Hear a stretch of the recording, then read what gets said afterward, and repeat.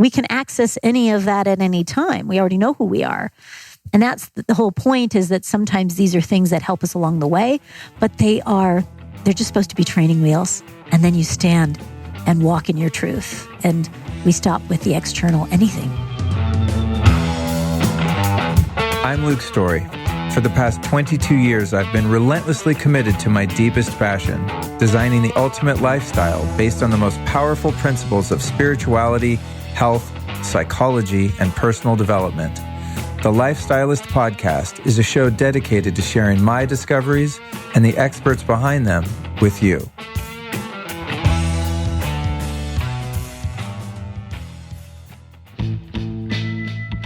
All right, I've got some good news and some bad news for you. The bad news is you've probably been wasting your money on enzymes or not eating enzymes at all, and that you've probably been manipulated by the supplement industry since about the 1980s that eating more protein is going to help you gain more muscle. Here's the deal. Just because you eat more protein doesn't mean you're going to absorb that protein and build more muscle. Furthermore, even if you don't think you care about building muscle, if you happen to care about burning fat, well, you need to burn muscle to do that. Here's how it works. Let's just say you eat an 8-ounce chicken breast. That's about 40 grams of protein.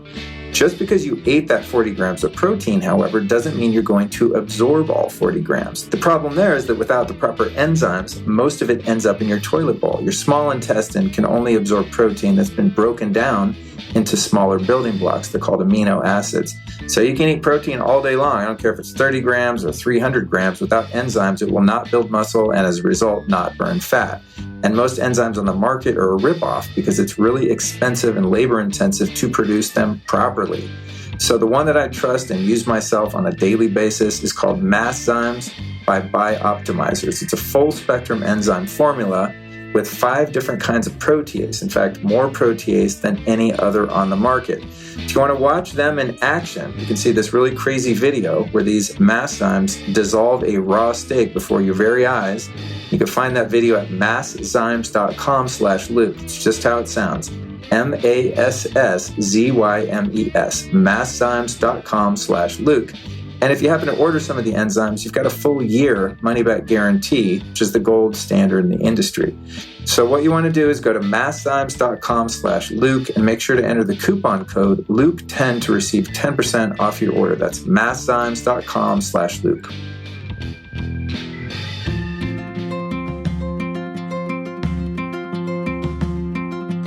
I'm going to tell you a little story here. My grandmother was named May, and she lived to be 99 years old. And I remember all through my childhood, teens, and 20s, she used to always bug me about my sleep. Like, you got to get more sleep. You got to get more sleep.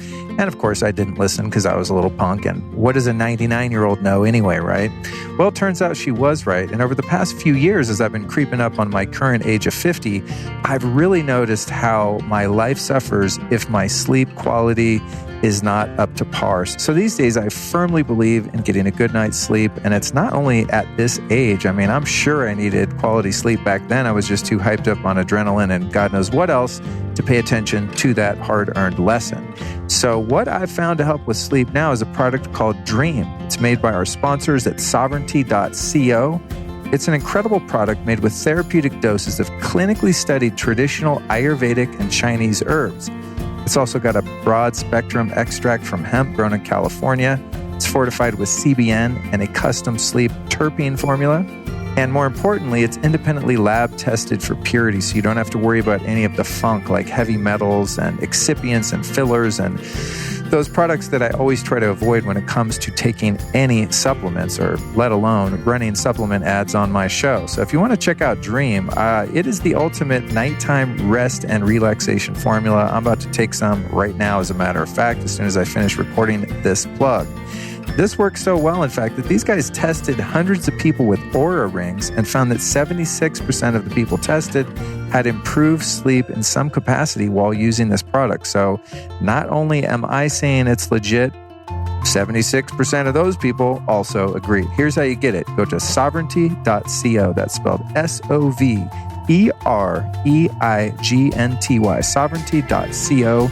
And during this 2020 holiday season, they're going to give you a 20% discount. That's what's up. Use the code Luke20, and for right now, save 20% at sovereignty.co. You just dropped into episode 323 of the Lifestylist Podcast, Shamangelic Healing and Breathwork Awakening with Anahata Ananda. Say all of that 3 times fast. This is the last episode of 2020. What a year it was, my friends. If this year was disheartening, confusing, discouraging, or just crazy making for you, I highly recommend you listen to this conversation. I think it's a great way to round out what has been such a strange experience for many of us here on the earth plane. This episode was recorded right here in sunny Sedona, Arizona, as my fiance Allison and I traveled the country looking for our next home. While we were here, we met so many fascinating people, not the least of which being our guest, Anahata Ananda, and so many other great new friends. While we were here, we've met so many fascinating and brilliant people, not the least of which being today's guest, Anahata Ananda.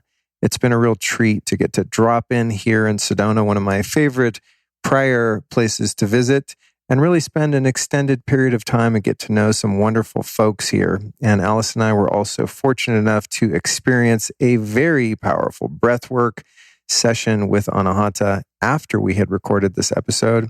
So I highly recommend, if you ever have the opportunity to find yourself in the presence of Anahata, be it in Sedona or elsewhere, man, you got to get in and do a session with her. And she not only offers breathwork, but all kinds of other things that we're going to discuss.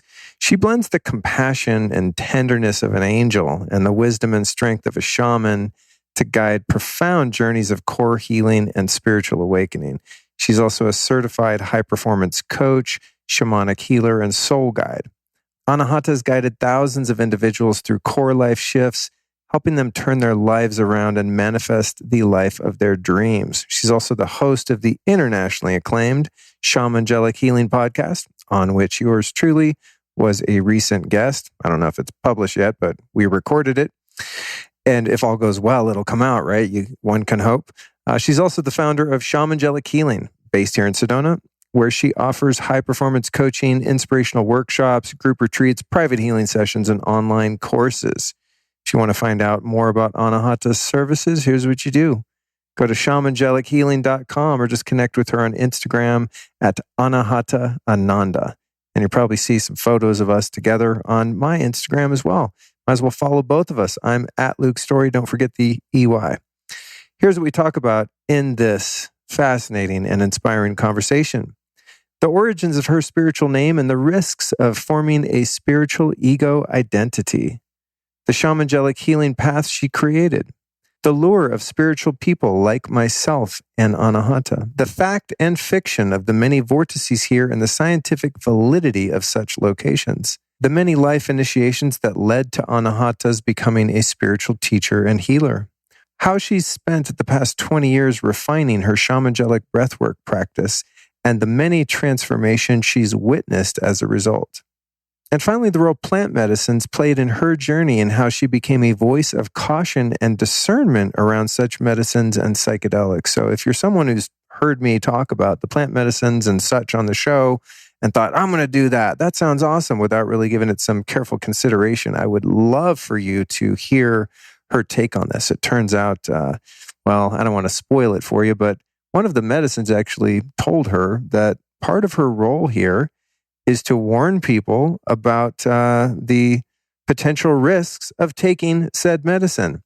So very interesting perspective there, very sobering, no pun intended. But it was really great for me to have that conversation with her and just go like, okay, yeah, word to the wise. She's seen people have some pretty scary stuff happen in their collective and individual psyches as a result of not exercising prudence when it comes to entering into ceremony, etc. So we talk about all of that and so very, very much more. And before we jump into this deeply heartfelt chat, I want to thank you so much for listening. Man, what a gift this year has been, as bizarre as it has been in so many ways. It's also just been so fulfilling to be able to continue to do my work and expand into different projects and all of the wonderful relationships I've formed as a result of having this platform. And literally none of that would be possible if it weren't for you, the listener. You know what I mean? Seriously, if no one listened to the podcast, like what ground would I have to stand on? What would I do? I'd have an MP3 at the end of a conversation, and I guess I would just let it live somewhere on a hard drive, without your ears, and not only your ears, but your willingness and enthusiasm about sharing these conversations with your friends and loved ones. The show could not go on. So I want to thank you so much for an incredible year here on the show. So many of my dreams and goals have been realized as a result of your support. And I get to continue to learn, expand, and grow through the conversations I'm able to have and share with you. So God bless you. Thank you so much for joining me on yet another episode of the show. And this brings the year 2020 to a close, folks. I'd invite you now to take a moment to relax and get cozy as we explore all things Shamangelic with Anahata Ananda.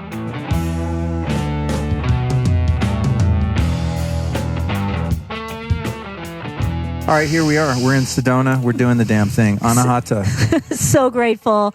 It's been so awesome having you here in Sedona, just going on land journeys and connecting with Soul Tribe and just dropping in. And it's just a remembering here with your soul. And I'm so grateful to connect. Likewise. Yeah, it's been, such a different experience this time, because in the past, when I've come out to Sedona, it's 2, 3, 4, maybe 5 days.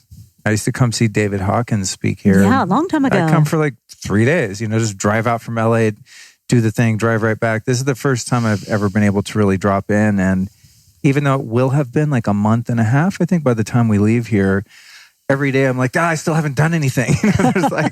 There's so much land to explore here. I think that's what I missed visiting here. I didn't realize we're in this epicenter of national parks. It's just you're in the center of a park, and every direction you go, there's just beauty and majesty, and it's just so special to be here. I've been living here for 11 years and coming here for 19.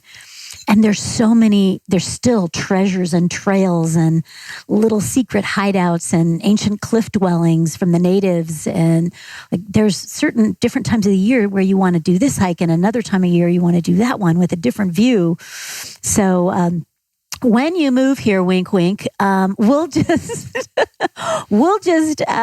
put a different destination every week on the agenda and just go exploring, because there's so many treasures. And it's really just being present with the inner exploration. I mean, the internal terrain. When you come to Sedona, it's really about navigating your internal terrain. Yeah, that's what I hear. It's been funny. I guess we'll just start off doing a summary about the Sedona experience. But I've never felt any different coming here than going anywhere beautiful where there's nature. I mean, I always feel, I would say, more expansive and grounded when I'm closer to the earth versus being in a city. Yeah. But I don't feel different coming here than I would going to Hawaii or Wyoming or Colorado or anywhere where there's some space, But coming here with my lovely Allison, she's had a different experience. The energies here have been really strong for her, and she's struggled at times to kind of feel like herself. And, we've been together for coming up on a year now. I've known her for a few years. And I know her to just be super chipper, positive, happy, easygoing, just living her best life, in flow most of the time. And she's had a different experience here. And so have you noticed, or maybe in your own subjective experience when you finally moved here, or, just watching droves, I'm sure, of spiritually minded people move here, have you noticed a different experience between males and females hanging out in Sedona or moving here in terms of how the energetics affect them? It's not necessarily male or female. I just think Sedona, I'll say she, the shamaness that is Sedona, just brings things up differently for people at different times. If you were to come 6 months ago or 6 months from now, you may have a very different experience, because she just kind of amplifies whatever's going on. If things are pretty aligned and pretty good, then she's just going to amplify that feeling of good feeling. If there's something that's needing to shift for a part of your, for a part of your core healing, or to prepare you for what is ahead in your soul's mission, then it might be a bumpy ride if there's a crack in the foundation, or if you're on your personal development journey and something needs to shift in order to align with who you're becoming. So Sedona has this crafty way of finding the spot that needs attention or amplification. So sometimes people come here and they feel tired because what they really need is rest. Some people come here and feel peaceful because their life is chaotic. Some people feel very spiritually connected because they're disconnected other places. Some people can't sleep because they're just like inspired and they want to write poetry or songs. And it's different for everybody, and it's different at different times. Every time I would come here to Sedona, I would get different experiences because I kept going through different experiences. So that changes just like the seasons change. So that makes sense. Yeah. That makes sense. Yeah. I'm thinking about, what's been different for me here. And one thing I've noticed is that I have a lot of energy. Yeah. I don't get tired. I do all, I inject NAD in my belly every morning. I'm nuts. In LA, I have to do so much stuff to have the vitality and energy to meet the demands of being in that energy field and producing as much as I do in life, which is, I always feel like I'm not producing enough. From the outside, people say, wow, you really do a lot. And I guess I do in terms of work and content and things like that. But out here, it's funny, I was thinking about it yesterday and I thought, this is so weird. I never feel like taking a nap in the afternoon here. Yeah. And it's actually hard for me to stop and meditate in the afternoon here, which is in most other places pretty easy because I feel this lull in my energy and I take that as a cue to kind of go inward and regenerate for a bit and then start kind of the second half of the day into the evening. And I'm just like on go time here. Yeah. Well, what is different about our energetic system is that because we're not in a city, we're not having to be on a freeway to get to a thing, which is creating agitation. There isn't so much frenetic energy that happens when there's a large population and lots of electronics all moving in the same space. And we can hear everything. Here you just hear nature, and so I think that there is something when you are in the quietude of a place like Sedona, where the nervous system can settle a bit. And that's what has been really deep medicine for me when I moved out of Southern California, because I was a California girl, and I moved here because I just really enjoyed the stillness and the quiet. My nervous system was ready for that. And I wanted clean water and I wanted nature right in my backyard where I didn't have to drive to get it.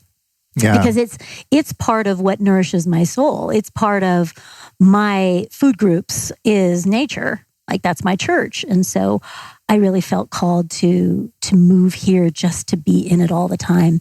And Sedona brings up things for me too, of course. The locals, those of us that live and work here find that, okay, we're on the journey. It's definitely accelerated. We can't not be in the personal development journey here. I've always wondered if there is any scientific merit or, for lack of a better term, evidence or proof of the different energetics here. You have these vortices, and I heard you say earlier today, it's not just the ones that are kind of on the tourist map. They're just everywhere here because of the rock formations and just the geological makeup of this particular piece of land that definitely feels sacred. But as woo-woo and etheric as I am often, I also still have that linear male brain that's like, I want to see the proof. You know what I mean? Yes. Like I could hire some hippie to take me out on a Vortex tour, but has anyone measured it or tested the magnetic field in a different place? Do you know of any? Yes, there's all kinds of different meters. There's all kinds of different. There's dowsing rods, but there's also that actually get pulled towards magnetic energy. But there's also different meters that will measure the calibration of the electrical current. So for those scientific, that is like, is this just, unicorn dust yeah, exactly. And crystal balls? And yes, we have all of that and here as well.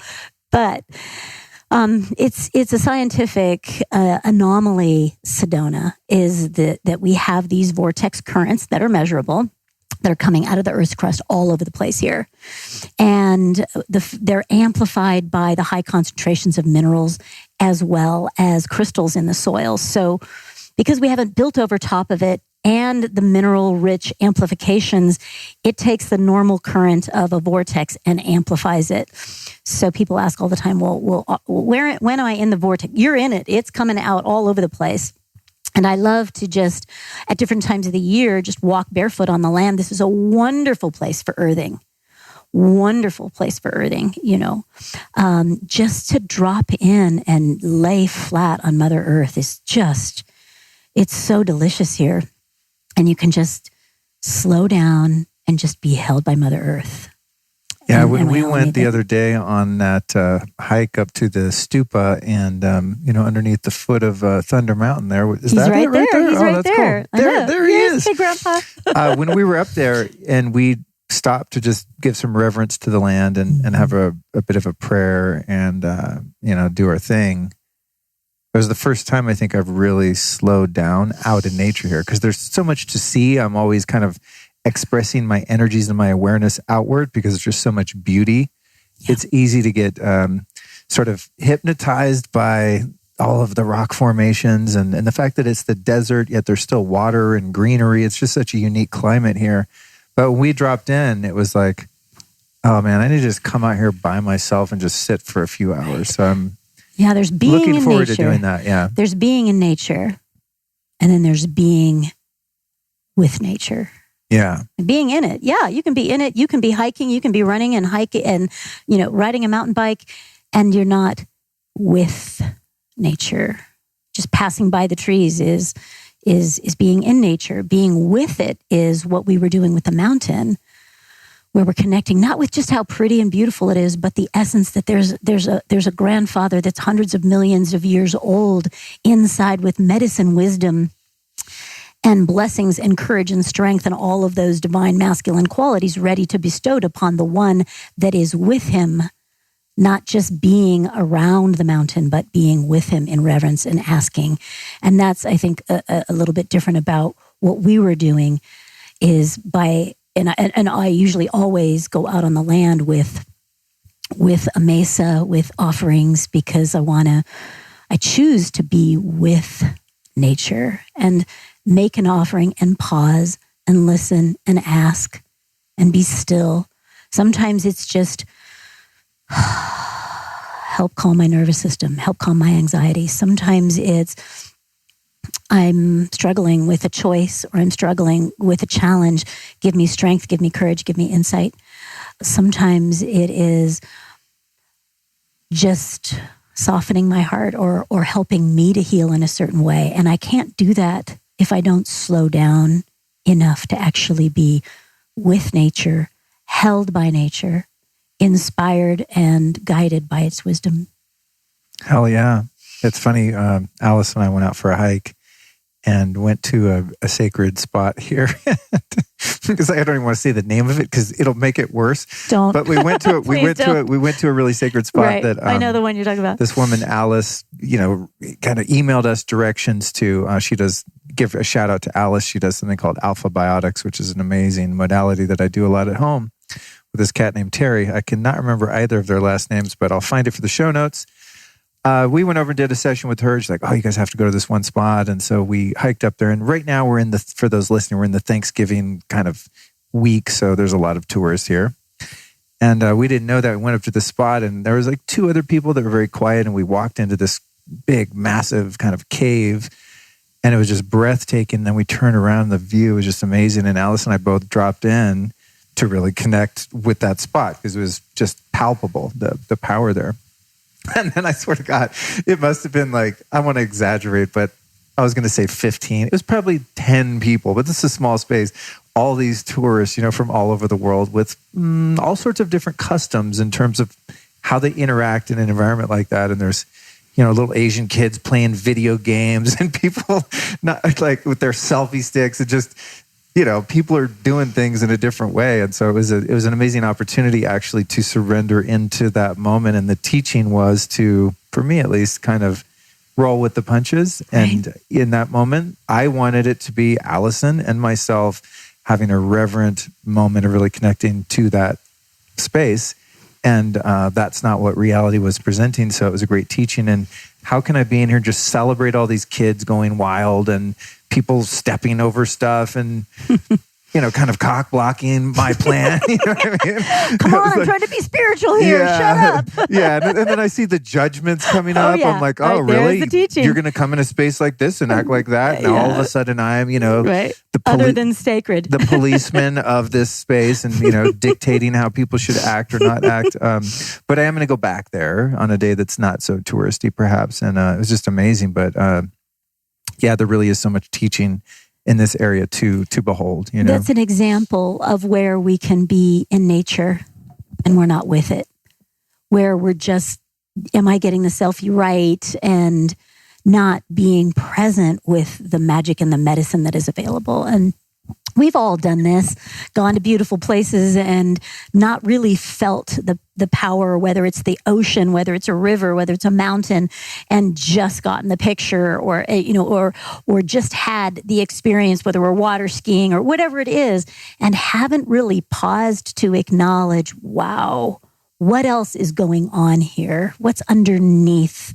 What is the energy underneath this? The first time I went to the redwoods in the Sequoia National Forest, and that was the first time without anybody's guidance I was really deeply with nature, where I woke up for the first time and saw these huge redwood trees, and I got transported into a whole nother space, and I fell in love with nature in a whole different way because I was present with it. I felt its energy. I wasn't so distracted in my own head or in a video game somewhere else or in my phone somewhere else.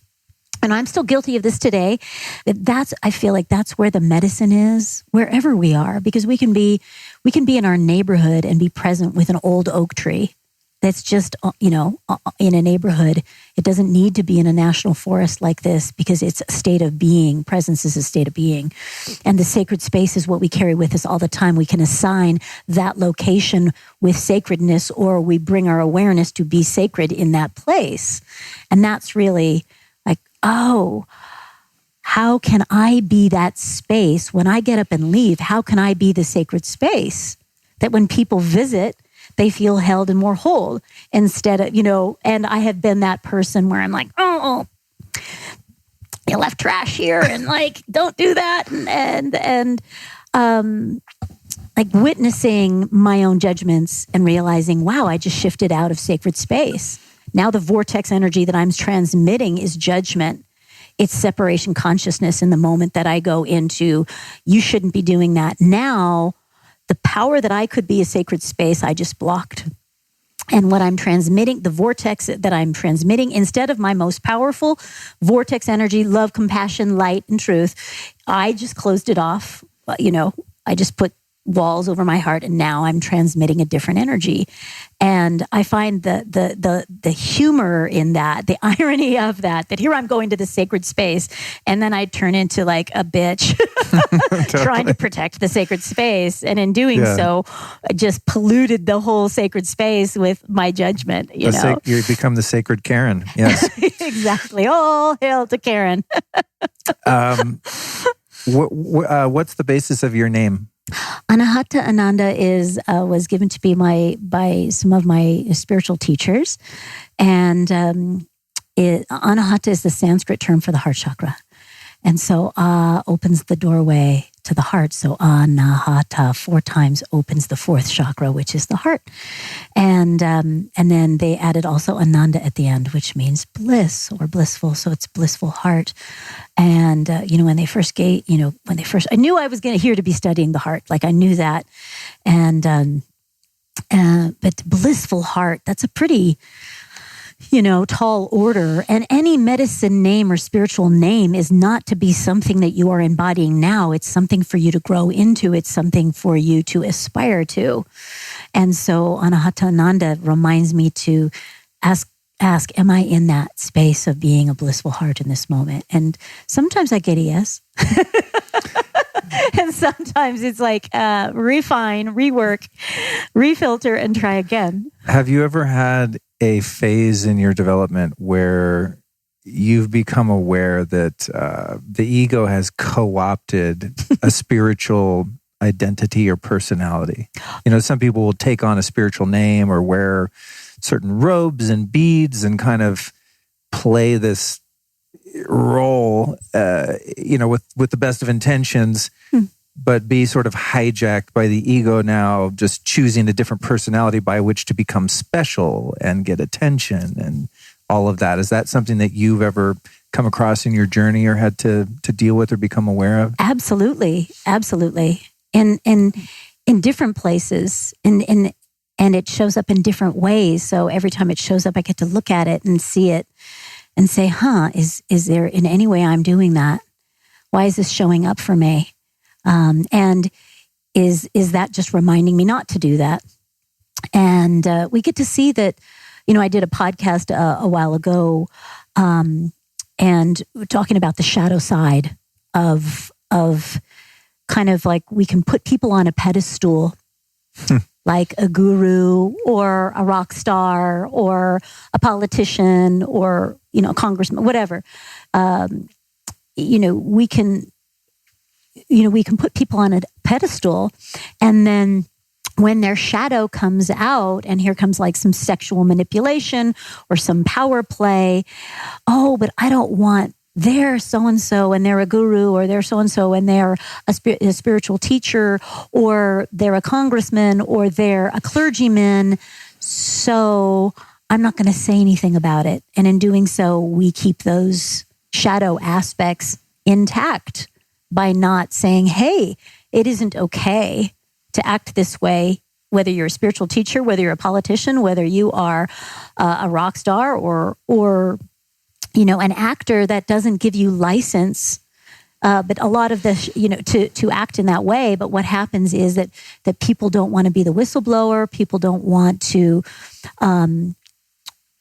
turn the judgment onto them for, how could you do that to them? How could you say that about the minister? How could you say that about that guru? And so it's socially shamed to call that out. And so then that shadow aspect that is hiding behind spirituality or hiding behind leadership and power stays intact. And so this is where the whole Me Too movement and other movements that are coming forward saying, hey, you know what? There's some shadow aspects happening here in Hollywood or in politics or in this industry or in this, in the music industry.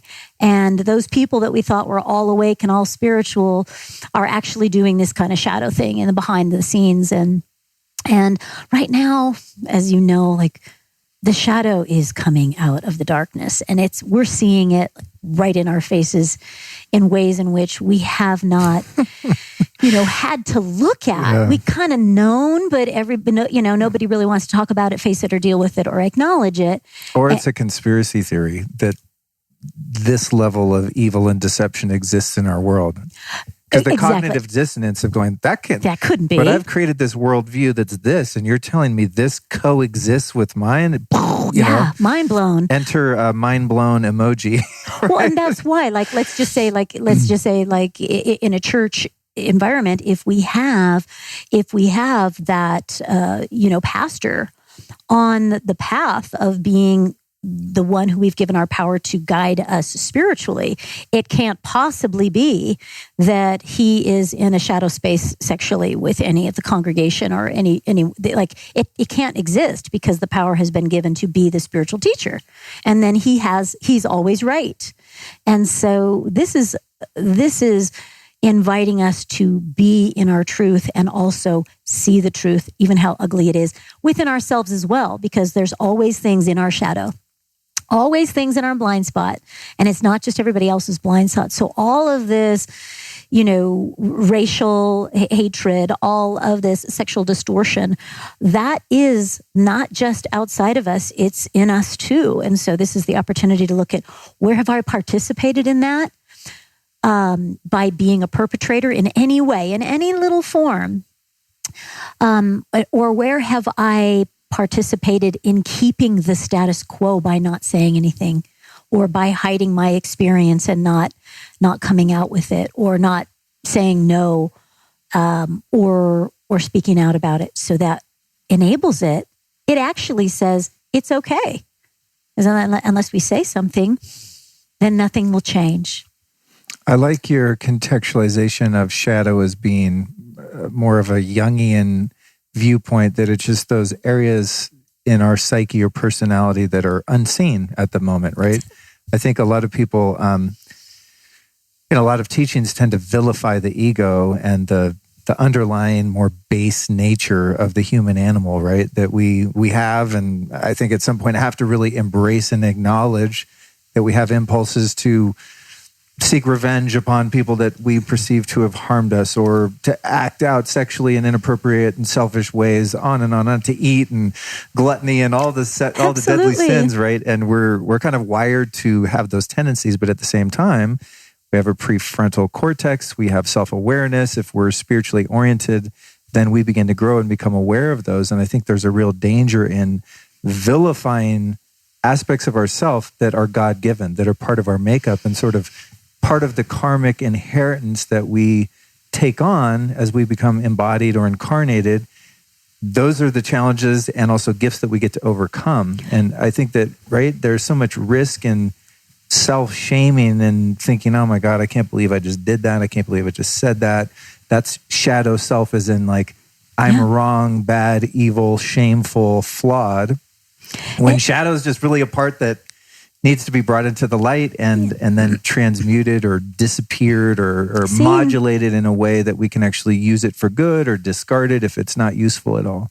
We can't transmute it if we can't see it, if we can't name it, if we can't face it, and if we can't feel the truth of the wounds and how harmful it is and how hurtful it is with compassion. Because I can't really forgive a sexual predator if I don't acknowledge the part of me that has used another person for sexual attention before. Absolutely. Like I can't blame somebody else for being violent and be hypercritical about their violence without looking at, oh yeah, I've wanted to harm people before. I have harmed people before. I've done it in my mind too, and I've absolutely wished people dead. You bet. Like when I'm really honest with my humanity, that's the only place that I can find compassion for the rest of humanity. When I look at my humanness, when I'm really honest, now I might not have done that to that extreme or in that way that somebody else has, but I can relate to it. And that relatability is what I feel opens the doorways of compassion that says, you know what, we're not all that different. Your addiction and my addiction, they're just different types of addiction. Your hate and my hate, maybe your hate is towards that culture. My hate might be towards my own body. Do you know, like hate is hate. And so when we really see that we're not all that different, and the thing that we loathe the most, we also get to look at the most and say, God, that blank triggers me. Yeah. That it's like, okay, what is it about me that I haven't healed, or that I haven't looked at, or that I haven't faced that is inviting me to be more honest and more gentle, but also more courageous. That says, you know what? I've done that. I've hurt another person with my words. Absolutely. And so when we, look at what we judge and we get curious about it, when we look at what triggers us, when we look at I hate and fill in the blank, when we give ourselves permission to go a little deeper there, we're going to find some treasures. I love that. That's a great rabbit hole to go down. Is that the common trait that so many of us have of being most triggered by other people's behavior? That is our shadow, right? It's like, it's really a great spiritual tool if you have that degree of self-honesty, right, and humility and awareness to say, okay, God, I just want to punch this person in the face because they did or said XYZ. Well, what's really behind that? Why does that bother me so much when these transgressions of these people over here doing all these other things that are morally bankrupt doesn't bother me at all, but this one thing just really gets me. And I find with myself, if I just think about someone on social media, maybe I'm on Instagram and I come across a guy that's kind of like me, does what I does and I does what I do, and I just look at him and I'm like, fuck, I don't like this guy, fuck this guy. It's like, what is that? And I'll look and go, oh, you know what?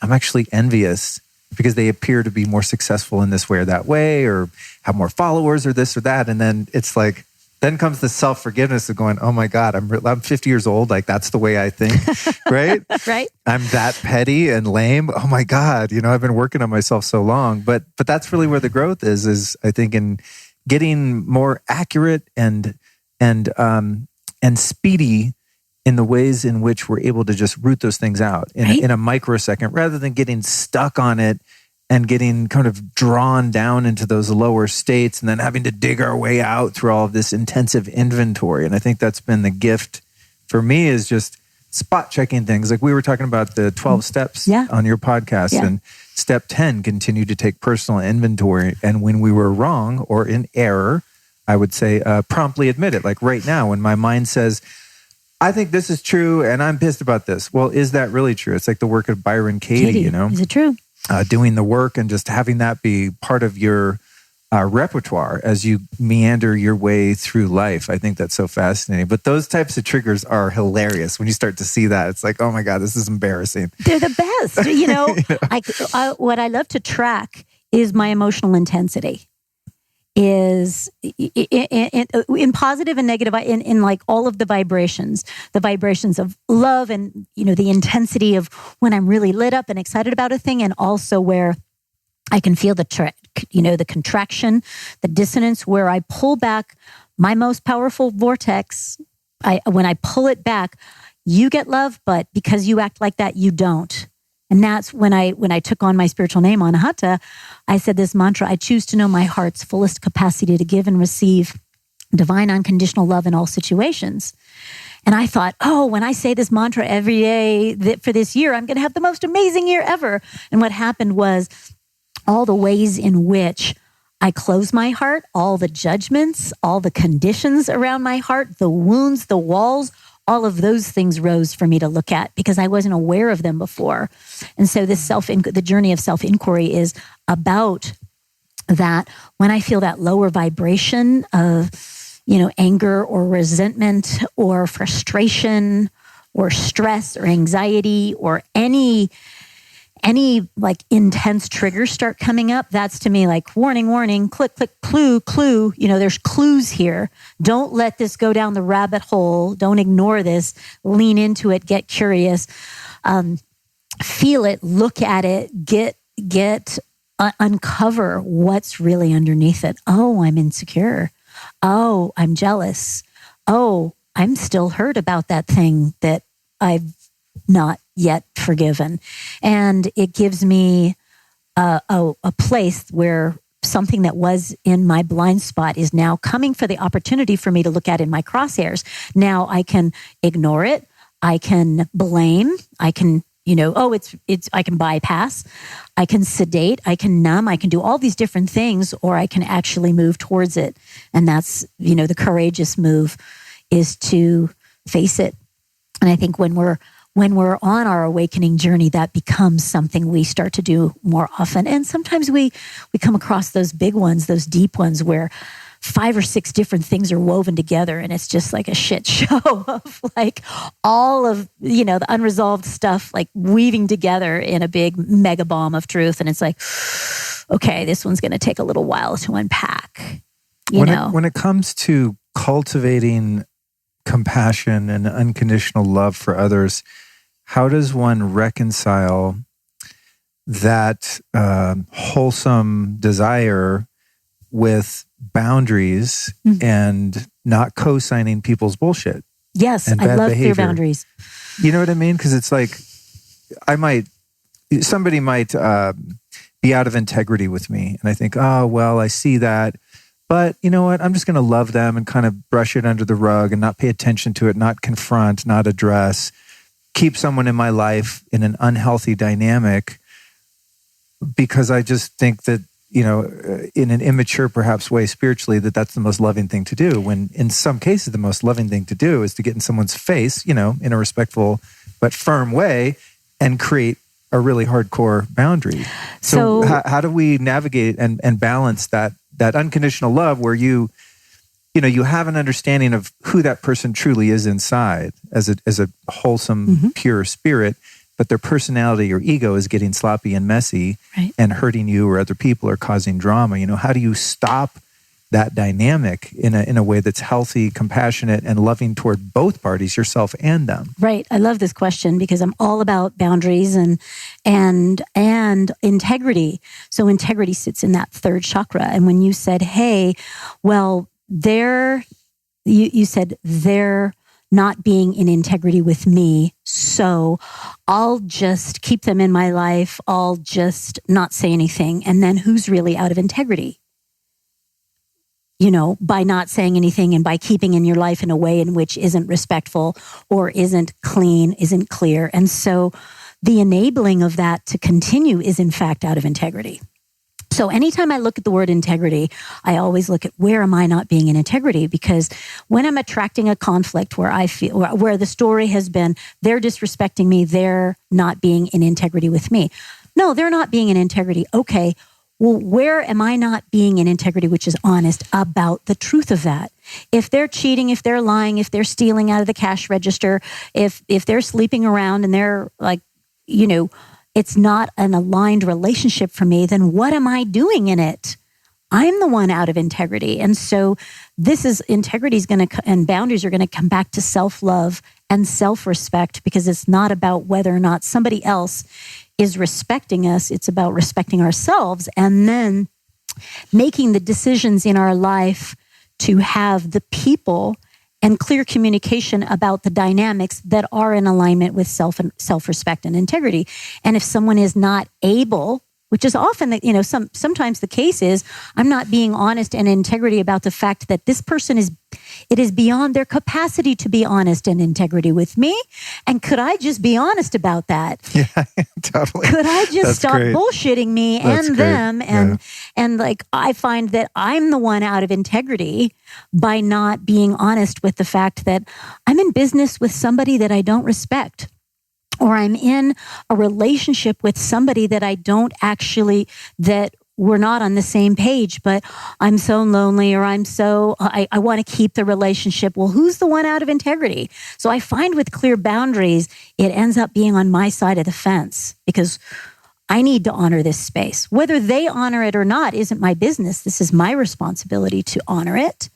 And if it is beyond their capacity, all the more reason for me to say, then this isn't the best business relationship, or it's time for us to evolve this romantic relationship. It's for me to respect me.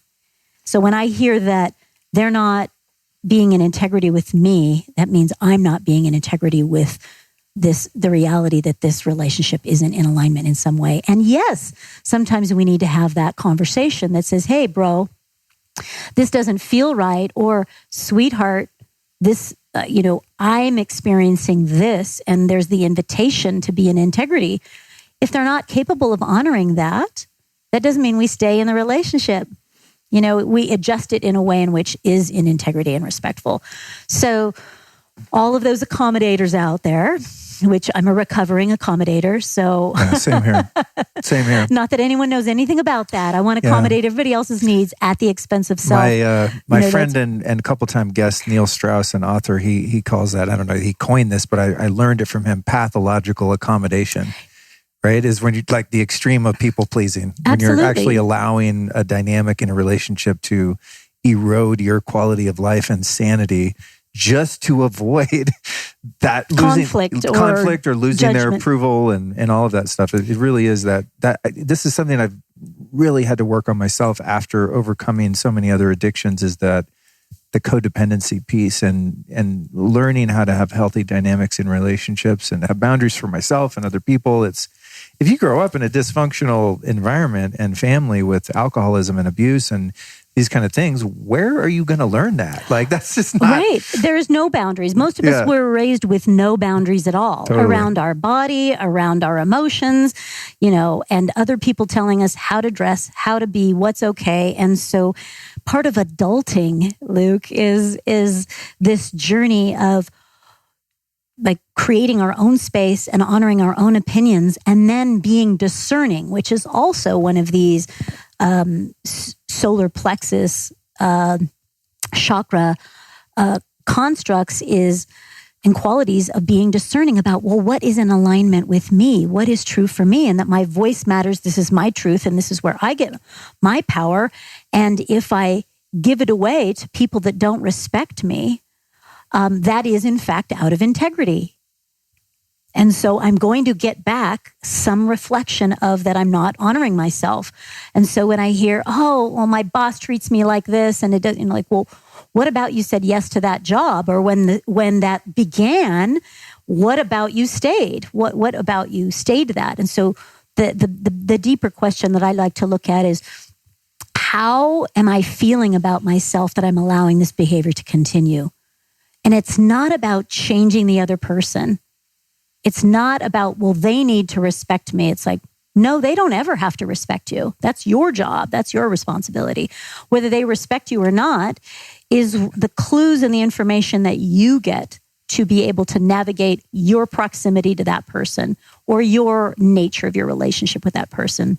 And if it is somebody that we're in a romantic relationship and there's something not in alignment, well, then we communicate that. And not everybody can hear that. And some people are in abusive relationships, and some people are in like controlling relationships, and the other person's not ever going to be able to hear that. And when I'm honest with that, it's not about me trying to wake them up. It's about me waking up and changing my proximity to that person. Yeah, and that's powerful stuff, man. Wow. I'm all about the empowerment piece. Can you imagine if, and we'll get into parenting. I know you have 2 kids, and that's something I want to talk to you about. I think there's 2, yeah. Yeah, I know the feeling. We'll get into that, but this is just golden stuff. And I'm thinking, man, as you're talking, I go, this is what you need to teach kids. Everybody. This is like, fuck kindergarten. I mean, obviously age appropriate, and, when someone's able to hold these concepts in mind, but it's just, I think these are the things that really set someone up for success in life, right? Is understanding human dynamics and psychology and what makes us tick and where we come from and where we want to go and how our decisions and especially our relations with others just have such a profound impact on how we feel and where we end up in the trajectory of our lives. This is just so important. This is a core part of the work that I do with people. And, I have a Clear Boundaries course. We'll give a discount to people listening because I wish everybody to have just the basics, the fundamentals. And yes, at 5, this is your body. These are your emotions. These are your feelings. A lot of times in the way we were raised, your body wasn't yours. It was invaded by a big brother or a sister, punching or, being physical, or a family member being physical. Your physical space, your body, your emotions, your truth, your feelings were inconvenient, inappropriate, oppressed, judged, made fun of. And so we were actually taught the opposite of listening to your own. This is why so many of us have accommodator issues and self-confidence issues, is because we have that truth has been eroded since a very young child. So I love unpacking for my clients in workshops and sessions, like where to rebuild that sense of self, that your feelings matter, your body is your own, and your emotions are intelligent and sacred. And your truth is yours for a reason. It doesn't matter if your parents or your bigger brother make fun of it. It's your truth. Or if a boss belittles you, that doesn't mean it's true. That's about their truth. And so having clear boundaries is also allowing somebody, you were asking earlier about clear boundaries, and it's their opinion is their opinion. When I don't have a clear boundary, I give it greater weight than my own. So, hey, you're being an idiot. You're never going to amount to anything. Okay, well, if I believe that, then I didn't have a clear boundary. And as kids, we don't have those clear boundaries. We're so hyper permeable that we take everything on as true. So this is, in the healing journey, in the reparenting journey, we're going to be looking at reclaiming that and recognizing that just because somebody else doesn't like our emotions or our truth doesn't mean it invalidates it. So we actually learn how to validate and honor ourselves and let other people's opinions be theirs so that they have less weight And that way, when somebody says, like a hater says something personal, it's more about them than it is about you. And when you're really reclaiming that and you're not really in that space of your solar plexus needing to source someone else for its identity, value, and worth, or outside of you, then when somebody else's opinion or somebody else's, oh, that's ridiculous, or that's stupid, or you shouldn't do that, it just doesn't carry the weight. Someone in the stands, way up in the stands in the peanut gallery, when I'm in the arena of my life, doesn't have the weight of when I know who I am and I'm facing that and reclaiming that and remembering it and refining it every day. I don't give weight to somebody up in the peanut gallery in the stands that doesn't know me or doesn't see me, and that's so liberating. Yeah, the work around boundaries is really important, and you're so right about kids being so impressionable. I think back to the first 10 years or so of my life, and messages that I got from adults around really had an imprint on my personality, and in my 30s and 40s and, now just turned 50, it's like I look back and think, wow, just, a sentence that's said by a caregiver or someone influential who, when you're a kid, you take the adults to be sort of godlike figures, and what they say is the truth. And you take that on, especially when you're in that impressionable, malleable theta state where you're taking in information from your environment and forming your worldview and personality. What and was I think one of those that stuck for you? I think for me, just you are a fucking idiot and a pussy and a piece of shit. those are pretty good. That's a good start, Wow. Wow. And so going out into the world there, you see overcompensating and trying to prove yourself and wanting to be liked and wanting to be accepted in those things because there was no opportunity to really form that in oneself, I think everyone can relate in some way of not feeling good enough as a kid in someone's eyes, whether their parents really wanted them to excel, and instead of saying you were a piece of shit, they said you could have done better over and over and over again. And you always, then here comes the perfectionist, totally. An A+ isn't enough. It has to be an A++. Yeah. And then, I think that we're all kind of unraveling different ways in which somebody that we respected or admired said something about us that we took on as true. You're not blank enough, or you should be more this, or that when you're being you, that it was shamed. I remember, just as a kid, I was just like energized and happy and joyful, and some would call that hyper. I was just like on fire. Like I loved life. I was happy and energized. And I remember one of my relatives was just like, "Can you please turn it down?" And just like stared at me with like darts coming out of their eyes. "Can you just turn it down?" Like with such anger. And this is somebody that I loved and I admired and I wanted their love. And so that began me, instead of overcompensating, playing small. It's not safe for me to shine. I'm not supposed to be happy. That'll threaten their mood.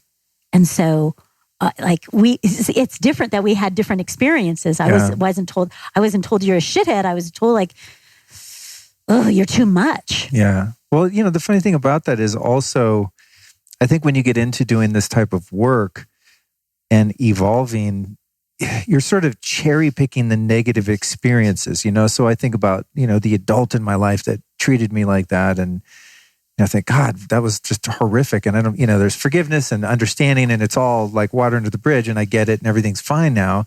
But then there were also adults in my life that were at times extremely loving and supportive and nurturing and told me I could do anything and all of that. But when you're working on yourself, you don't go back to think about that stuff. Well, those don't land. Like it's just in our brain chemistry, what really gets the blip in our consciousness and in our brain are the intense ones. So someone saying, "Hey, you did great." If it didn't land on the Disneyland scale of amazingness, then it doesn't land as an imprint. It's the deeper fissures that we remember, and those are the ones that cause the most harm. And so we don't tend to remember when things are going along. Those don't tend to shape us as much on the negative side. They tend to shape us, overall of like, okay, I was loved, I was supported, I was encouraged. And so that shapes a certain level of stability. But the deeper pieces that need attending to are those ones that went deep, and that's why those get our attention. Yeah, that makes a lot of sense. I think it's like going into the brain, like with an emotional imprint. Like totally, those are the ones that are needing the transmutation. Yeah, because the positive inputs. Like I think about my mom, and there were just so many great values that she instilled in me. Just tolerance and compassion for other people, and just taught me about racism and sexism, and just was beautiful. I think shaped me socially to just be a loving person, and was very kind and loving to me and affectionate and all of those things. And so that I think has tempered my personality and some of the more negative attributes that I picked up for whatever reason through trauma and abuse and things like that. But I don't sit around going, man, that was great. I got a lot of hugs from my mom. It's part of the best parts of my personality that have emerged. But because, as you said, they weren't the ones that really, boom, left that imprint where there's a blip on the radar of like, whoa, what was that when you got smacked or put down or, traumatized in some way. And it's an important distinction. And I think it's really healthy to actually, when you're looking at your childhood and doing that inner child work, is to stop and do a little digging to find the good in your experience, right? Absolutely. Or even the ways that we've benefited. This could be hard for some people, but I know that I've benefited in certain ways by traumatic experiences and abuse that I encountered as a kid. Like, there's things that I've had to overcome, but there were so many gifts within that in terms of my own perseverance and tenacity and just unwavering commitment to evolution that perhaps wouldn't have been there if it was just kind of a mediocre milquetoast childhood where nothing really happened, and I kind of had a run-of-the-mill family in the suburbs, and it was just kind of flatlined. So I'm thankful for those are the ones, sharp experiences. Those are the ones that have, to go deep into your personal development. Those hold such keys and such treasures. For, your podcast talks a lot about this and about spirituality and consciousness and personal development. And the growth is going to come from transmuting those shadow aspects, turning them around and actually making them something positive in your life. That's personal development. That's a spiritual awakening journey. Absolutely. And when we haven't, then those samskaras, those wounds that are wanting to come back to center and be reintegrated, are going to keep repeating like a record. They're just going to keep repeating because they're wanting to harmonize. They're wanting to heal. They're wanting to come back to full alignment again. And so they're going to keep causing mayhem in our life, whether it is a trauma that then turns into addiction, that then turns into a divorce, and then turns into financial trouble or whatever, because it's trying to get our attention to go down and look at that and realign it, which is what we talked about on my Shamangelic Healing podcast. We went deep into all things addiction and the core places there. And when we keep running into dissonance in our life, when we keep running into chaos and we keep repeating patterns, those are clues. And they usually always lead back to one of those imprints that has left a scar that hasn't yet been fully healed. We'll be right back at you after this brief but important announcement.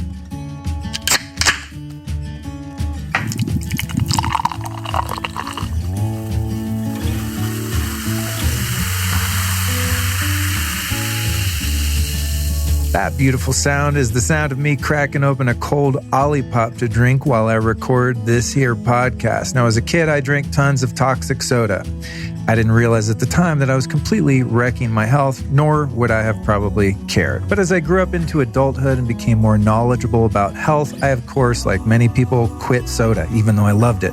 So I was really stoked when I found Olipop, which is a healthy, low-sugar alternative to soda that tastes just as good.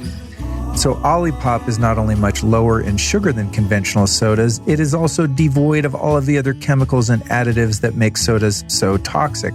What's even cooler is that they threw some fiber and prebiotics in there to help with your gut health. So it not only tastes delicious, like a real damn soda, it's extremely satisfying, very low sugar, good for your gut. It's just one of the coolest inventions of all time, and I'm really stoked because now I can drink soda again. So if you want to check out Olipop, we've got an exclusive deal for you Lifestylist Podcast listeners. You're going to receive 20% off plus free shipping on their best-selling variety pack by going to drinkolipop.com/Luke.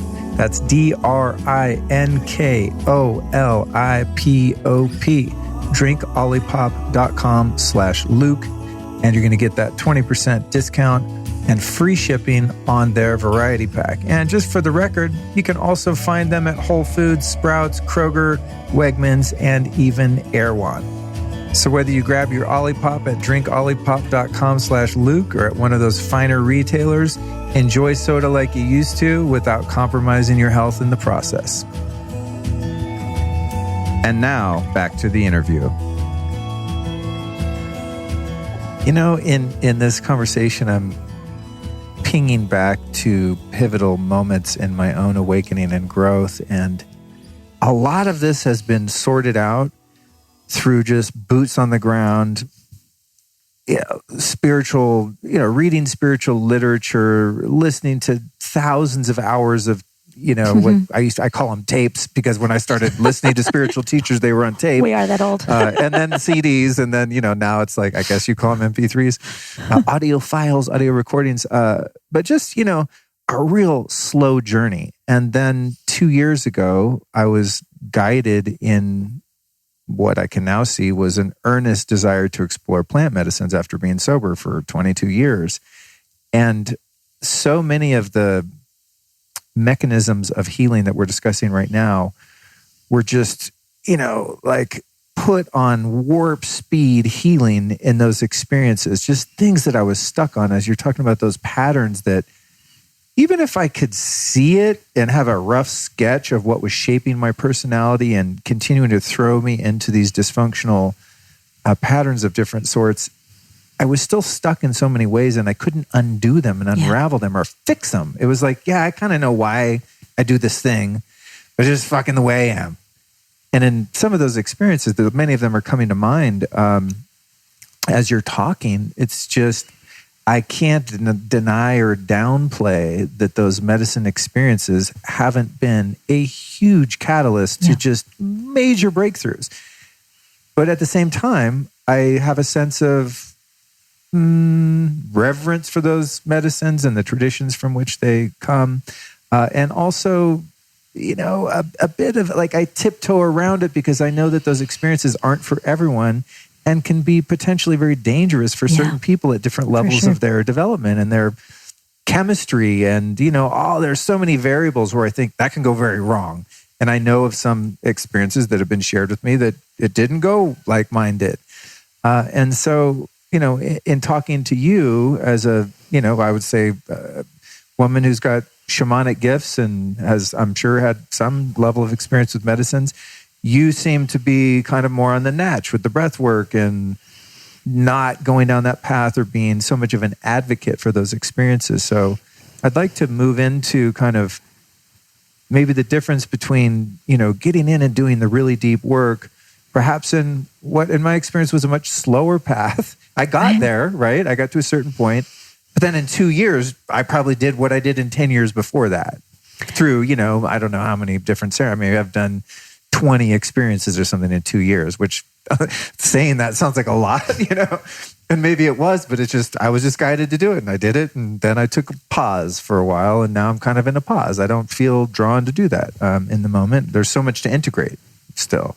So what's been your experience with doing things without any assistance from any plant medicine, psychedelics, versus you or other people you've worked with having those, A, and B, what causes you to have a little bit of what I sense as temperance around that path? And, you definitely seem to be someone that's like, hey, be careful. It's not something you really promote. What's your take on those methods of awakening? I think that I love to dance this awareness of what is a medicine and what is a poison. And that answer is not the same for everybody, because a glass of wine for one person could be a medicine, and for someone else it could be a poison. And I think this is an inner journey of listening to what am I really called to. I think one of the things that you laid down the foundation of decades of sobriety and doing the deeper, you were doing work, laying the foundation that I think that provided the acceleration for your plant journeys, your medicine journeys, your plant medicine journeys, because you had done a lot of work. There was a lot of consciousness. There was a lot of foundation there. And I think for the right person at the right time, meditation, yoga, breath work, a plant medicine journey may really be a medicine. And for somebody else, that might be a toxin. That might be something that, is not work for them. For somebody that, like one of my dear friends had not done a lot of his deep inner work. So when he sat down to meditation, all of this rose up. So meditation for him was really scary.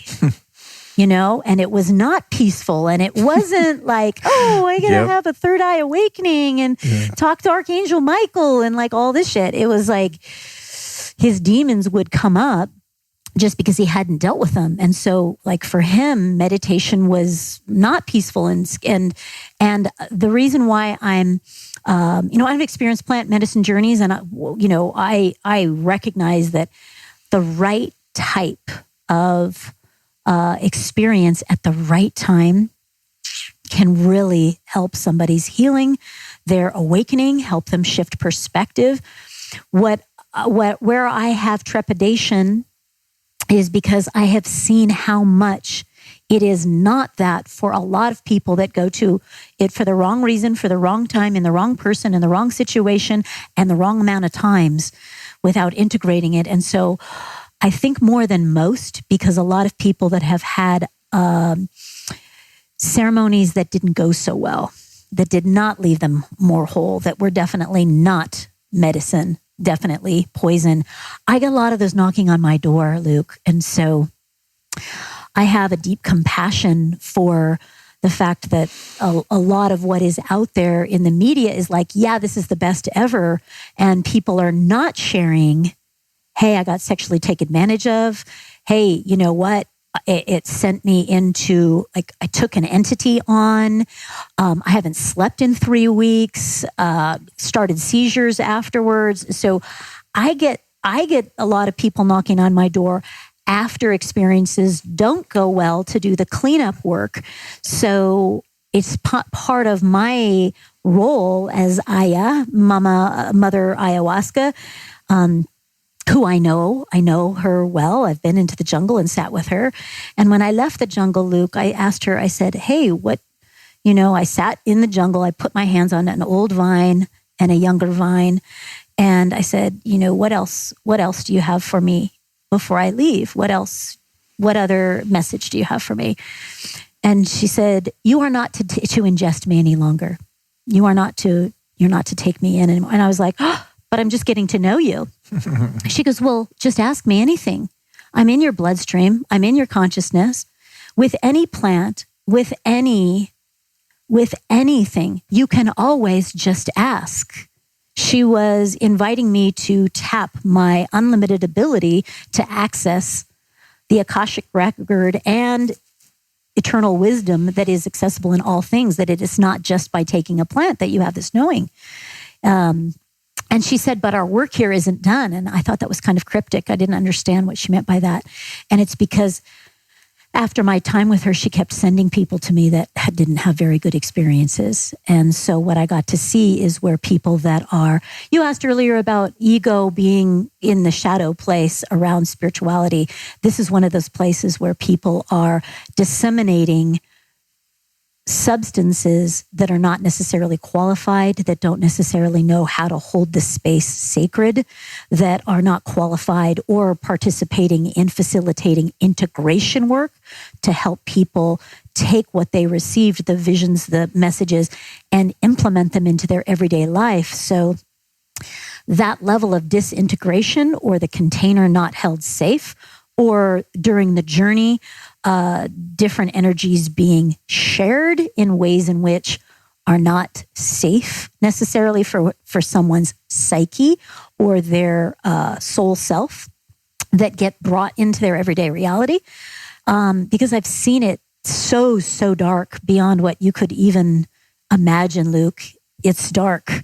And so that's because it's not the plant that's doing that. It's the way it's used or misused. So it's not that mushrooms or wine or ayahuasca or breath work is bad or good. It's, do you even need it? Is it the right medicine for you? And if so, is it the right dose? Is it the right time? Is it the right practitioner? Is it the right place? And is it with the right group of people? And most people are not asking those questions. And that's where it can go a little sideways. So or a lot sideways. I mean, it's different. You know, we were talking about this the other night. It's different when you just overdo tequila. Not that that's great. And you and I, we have overdone tequila and more. I've been there. Actually, the last night I drank was tequila and beer. Oh my God! Yeah. Right? Mine was Cosmo. And I wasn't even a big tequila drinker. I think I knew it was the last night, and I just wanted to get the job done. Way to go! Yeah, that you remember. Like, I don't remember a whole lot of my last time, but you know, like that. We were talking about, hey, it's different what you do to your liver when you have a night of binge drinking, because your liver is a resilient organ, and your body can recover a little bit from a one night of drinking. One kind of ceremony like that, it can actually have, that is not in alignment with your individual brain chemistry or your psychological self, because we're all different, we're wired differently, can cause way more harm that can take, that isn't always fixable. It's not always fixable. And so I take that level of, I take that heeding, that level of respect that it deserves a level of respect when you're going to discern whether or not it's the right thing for you. So good to hear. You know, and if people are navigating challenges after a ceremony, then I'm happy to help them, you know, with integration or the disintegration of their experience to come back to wholeness, because it can go sideways. I'm glad you shared that, because, you know, as I said, I do my best to have a sense of responsibility and always give disclaimers when I talk about these experiences, because they've been largely amazing for me. It's hard for me to not be like a medicine and psychedelics cheerleader at times, but I know that, as you said, I think my success with those experiences has a lot to do with the discernment that I built up and really learning to trust myself and being able to read people and situations and make pretty good decisions around that. But I can see how it would go terribly wrong for some people sometimes. And it's good for me to hear that too, just to go like, oh shit, I don't want to become one of those statistics that goes off on a journey and doesn't come back for a while, if ever. And I know that happens, you know? It does happen. But because I think because I've not been around that world, like I know. For 22 years, I didn't hang around people that did plant medicines or psychedelics. I didn't really know what it was outside of like back in the day doing shrooms and taking acid and going to see the dead and just being a maniac. High, right. You know, but taking whatever pills. I wasn't aware of like the works MAPS is doing, and, you know, ketamine assisted therapy and MDMA therapy and, you know, psilocybin therapy. Like I was totally unaware of that because it was not for me, because I was a sober guy, and that's great for whoever's doing it, but it just wasn't in my the realm of possibilities. So I thought. Well, and there's also another thing to just keep an eye on, that doesn't become a bypassing experience, that keep going to that and then not doing the integration work. Because whatever a mind-altering journey, in whatever takes you there, whatever it shows you, that's still up in the ether. You still need to bring it down into reality and embodiment. Yeah. It hasn't changed anything but your perspective. The deeper part of the journey happens when you start changing how you speak, how you act, how you feel, and how you embody. And so what happens a lot of times is that we go from one ceremony to another ceremony without actually doing the integration work, and it actually becomes more ungrounding than grounding. Right, because you're tapping into, as you mentioned, the Akashic records, or into the quantum field, right? The infinite potentiality of all wisdom of all time, right? And so I think the risk there is in getting attached to the peak experience and getting attached to having a tool by which you can communicate to that field in a pretty reliable way and just keep gathering more data, right? And I'm a data guy. I mean, one of my strengths is input. I just learn. I just take it in, and then I share what I think is meaningful, which is a great gift. But I think even for me, thanks to my lovely fiance, Allison, she mentioned to me one day, she's like, you're a grown-ass man, do what you want, but you're getting pretty frequent here with the journeys. Maybe just take a look at that. And, thankfully I did take a pause and listen to her. But it's just like every time I do it, I'm just getting all these answers and unraveling all the keys to these, these hidden kind of, just all of it, just the creative inspiration and healing and all of the things that can come from those experiences. But now, even as we're talking, I'm going like, oh man, like in each experience, there were so many lessons and so much wisdom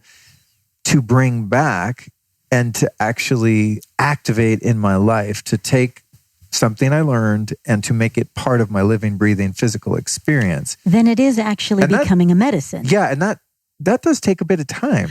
It does take a bit of time, because we're moving from this 5D time way up here in the etheric realm down to 3D time. Because you said, wow, I'm getting so many answers. I'm so getting answers, but they only become solutions to problem in the 3D if we do the integration work.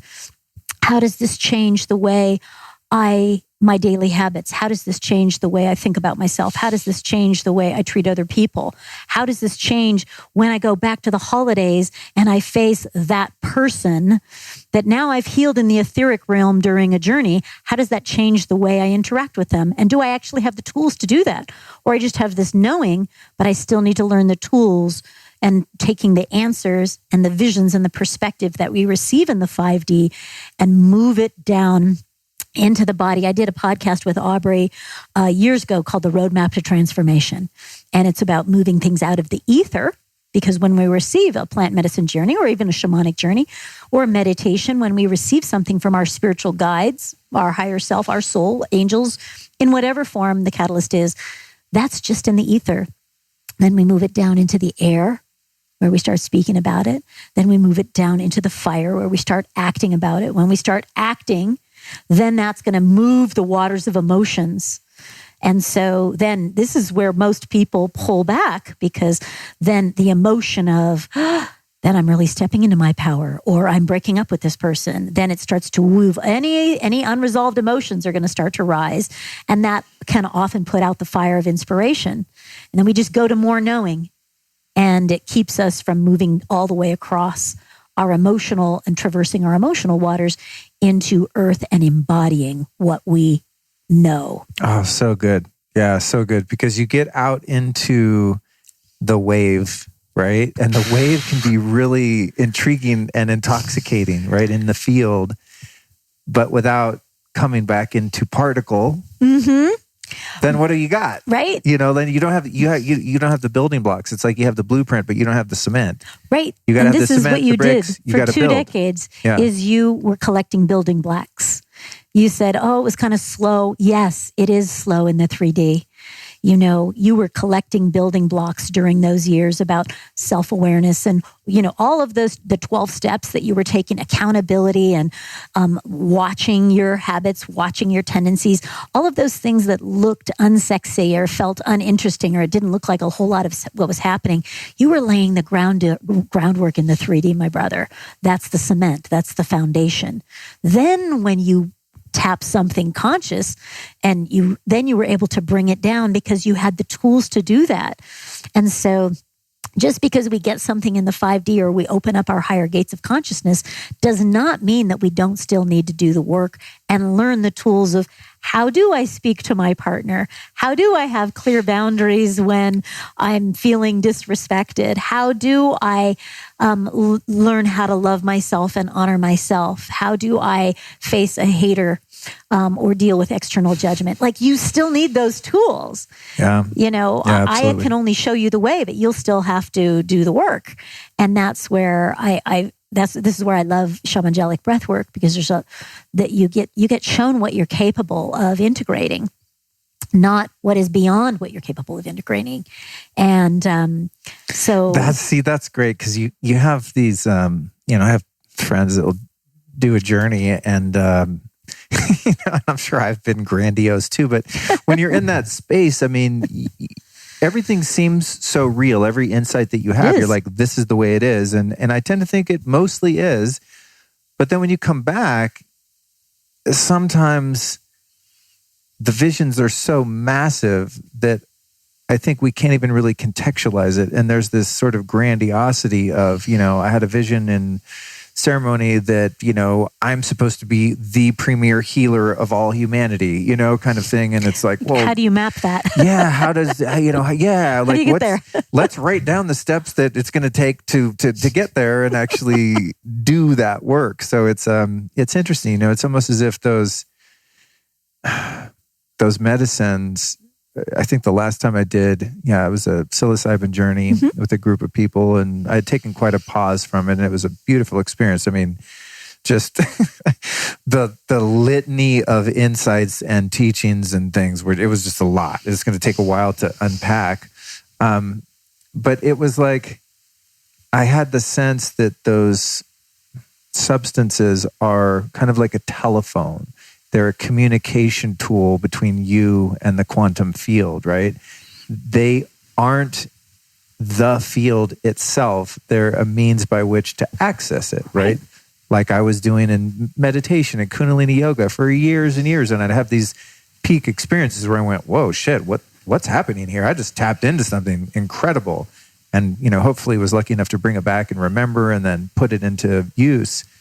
But I think a lot of us have the tendency to get caught up that we think that, that medicine is the point. Like that's the thing, rather than that's just one of many tools that can be used. So that leads me into your Shamangelic Breathwork. I want to really cover that because I think it's so important that people have tools, especially those people that, for whatever reason, their own inner knowing, they think, I'm not going to go take mushrooms or ayahuasca or DMT, or people that have gone down that path and maybe overdone it and like, whoa, I need to pump the brakes a bit. There are other ways to do it. And so how is the breath a conduit like an ayahuasca? I mean, I think it can complement anybody's journey, whether you use plant medicines or you use meditation, or whether you're chanting or whatever it is. I think it's a beautiful complement to anybody's journey. Or anybody's path. And a shamanic journey is meant to take you to your edge. It's meant for you to go into the darkness and see what's there. It might take you it also might take you into the depths of your light and your beauty and to see what's there. You might see your power, your potential, your future. You might be taken to a part of your past that needs to be healed, or a trauma that needs to be faced and relived in a way that you can rewrite it or open compassion and forgiveness for. And so I'm always blown away by how powerful the shaman that is breath, that is prana, when given permission to go to where it needs to go within that human's, within that soul's journey, is when it's given permission to go and bring the medicine where it's needed. It's always so brilliant. It's always so brilliant. I'm sorry to cut you off, but I just remembered a realization I had at some point, and it was in regard to breath. I think because we humans tend to think we're the center of the universe and we're controlling and we're making everything happen. One day I had the realization that it's like I'm not breathing, I'm actually being breathed. Right. That this field, this plasma field that we're in the human meat suit, has this life force that actually forces oxygen in and out of our lungs for us. Yeah. And you literally can't stop breathing. I mean, you could sit here and try to suffocate yourself. Right. I'm not going to breathe. I'm not going to breathe. It's like God or consciousness goes, nope, poof, and actually pushes air into your lungs. It has its own intelligence. Yeah, that's like in the passive sense of just like I'm sitting here and I'm being breathed. But when one's spiritual will is applied to the body and you have a technique, like I want to unpack what you've learned or developed or how it's happened for you. But I just kind of tapped into that, like, the breath is already powerful on its own because, hey, that's what's making us be able to walk around. Yeah. But when we apply a little bit of exertion to that and we have some guiding principles that allow us to do it in a ceremonial way with some intention and a method, then imagine what's possible, because now we're co-creating with that plasma field that's doing it to us and for us. And we're going, cool, you keep doing that, and I'm going to add in a little exertion here, and we're going to really take off. So anyway, I just a realization I wanted to share because it was meaningful to me, and just kind of an affirmation that there's a benevolent force in the universe that's working for me, and one of the ways that it does it is by making sure that my blood has oxygen in it. You know what I mean? It's got intelligence. I hear what you're saying is that it's got intelligence, and I've been partnering with that energy field, the wisdom of prana and breath, and revere it as a teacher when we allow the breath to go where it needs to go. So it depends on the person, because we might direct the breath if someone is having an ailment to that body part, to that tumor. We might direct it there. We might direct it to bring breath and life and hold space for the inner child that has had a trauma. We might help it to open up the heart.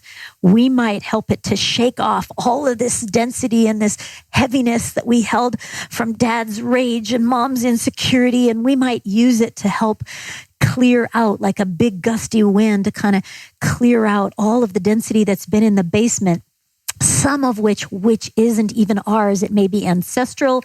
It may be from our family, our bloodline, past lovers. And so it might be the clearing aspect of it to shake off density that isn't ours. It might be the doorway when we start deep breathing, the bellows breath, to kind of go down into the basement of the feelings that we have oppressed and ignored, that are way deep down there. When we give the breath permission to go into the basement of our feelings, the first time I experienced breath work with one of my teachers, the emotion that rose when I was in a safe container and allowed the breath to go where it needed to go, and I didn't direct it, I didn't tell it where to go, because then I'm doing the healing rather than the breath knowing where I need to be healed or knowing where to go. And so when you're in a container, and this is where I love to create a very, very safe container where we leave judgments at the door, where we leave, I can't express this or I can't do this. We leave all of the oppression of holding back our natural, authentic motions and leave that at the door. Then when I started breathing for the first time, and it went down into the basement of my emotions, the first emotion that came up was rage, not anger. Let me be really clear. This was like a fiery dragon. And what it was from all of the times that I was not allowed to express anger about things that weren't right. The, physical abuse, things that I didn't think were fair, heartbreak, things that were hurtful, like things that at a soul level I knew weren't right, but I didn't have a safe space. I wasn't big enough. I wasn't courageous enough, or there wasn't the right container. And girls aren't supposed to be angry. And so that emotion, the more of the fiery emotions were judged and oppressed. So the first time I was given that permission for the emotion to come up, I had no idea rage was there. And it was, I screamed so loud and so deep. And had my nails been longer, I'm sure I would have drawn blood from how deep my fists were clenched and how angry I was. And it just unleashed this fury of the, heavier emotions that were stuck inside me that were creating distortions in my life. And I think that, because anger and the liver are so closely intertwined that unresolved anger and alcohol tend to go together. And I was a drinker, not a heavy drinker, but I was a drinker. And it was trying to water down the anger. And so when the first time I did breath work, rage came out. Other times, water, the watery emotions of sadness and grief, and where things that didn't go my way, heartbreak and death, and like I wasn't able to grieve and didn't know how, and it wasn't the safe space, or it was thwarted. It allowed this freedom, unleashed a lot of unresolved emotion, weeping, not from one thing, but from all of it. And then once a lot of that kind of unresolved emotion was, because I did a lot of breath work for a lot of my journey, and still do, for me personally, to help keep clean house. Then when a lot of that cleared out of the way, I was able to connect with my true essence. I was able to connect with spiritual guidance. I was able to connect with my heart. I could go anywhere, in and out of the body, in and out through time. I was able to astral travel. It unlocked all of these abilities that the dense emotions were holding me down in the basement, and I wasn't really able to be free of that. It was like these shackles on my ankles, and this is why I love breath work, is that we can tailor it to the person to be like, what density is there? Is it your emotion? Is it your doubt? Is it your pain? Is it somebody else's stuff? Is it your own fear? What's there? Let's start excavating the density in a safe, loving space where you can scream, you can cry, you can laugh, you can say fuck off, you can say no, you can say yes when you want to say yes, and you can cry when you need to cry, and be angry, and you're in a safe container. And I love holding the space that, and for men, women are told don't yell and scream and don't get angry because that's impolite, and men are told don't be a pussy, like you said earlier, don't be a wuss, don't cry and don't feel. And so I've had the blessing of holding space for so many men that haven't cried in decades, and women too, allowing, their sadness about a breakup, or, a rejection, or a pain, or a wound that they hadn't dealt with, or an issue they hadn't dealt with. So I feel like there's emotional excavation. And then there's this is why I call it Shamangelic, because then there's this heart opening expansion space, because we just cleared out density that was taking up our space, our authentic space. So when that's moved out, there's this whole beautiful space opened up for light, truth, love, grace, expansion, power, joy to come back in, freedom, adventure.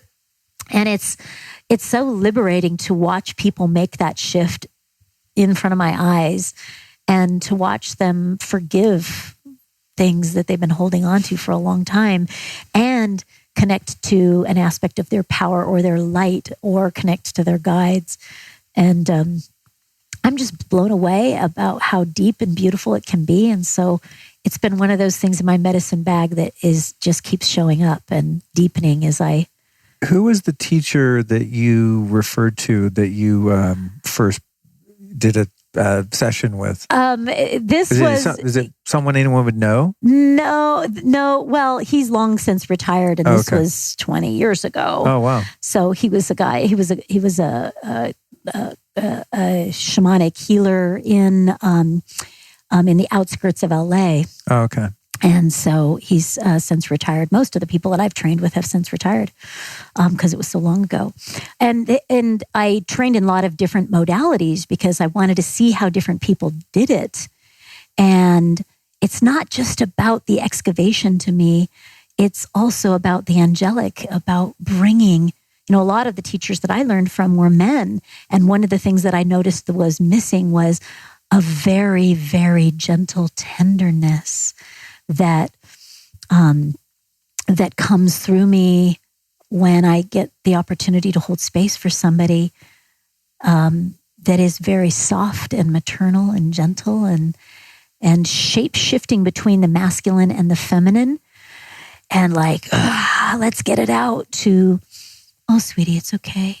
It's okay to feel what you need to feel, sweetie. It's okay. You don't have to hold that any longer. And there's a gentleness and a softness that I felt in my shamanic work that I learned from mostly men that I learned from, that has been added in, of wow, we need to also face the core healing, and that when we go into the inner wounds with gentleness and sweetness. And sometimes that is really more of the feminine element that's missing, and the gentleness and the softness. And sometimes people whose nervous system is very frazzled, I'm not going to do a deep, fiery journey. The music is going to be very different. My tone is going to be very soft. It's going to be a whisper. It's not fire, because I've got to read the energy field to see what alchemy is needed right now. And if they're fried, they just need to be held. It's going to be a very soft journey. A lot of the men that are like, I'm like, what if you softened? Yeah. And it's like, what the fuck? What do you mean soften? Totally. They just want to push the gas pedal. And I've done work with Aubrey and a lot of the, On It crew and tribe, and a lot of the guys that are just so powerful and courageous with their fire. And I get that, and I see it, and it has its place. But in the healing space, it's wonderful to be courageous, but the courage that we're talking about is to be gentle. The courage that is sometimes the deeper alchemy of the medicine is not more fire.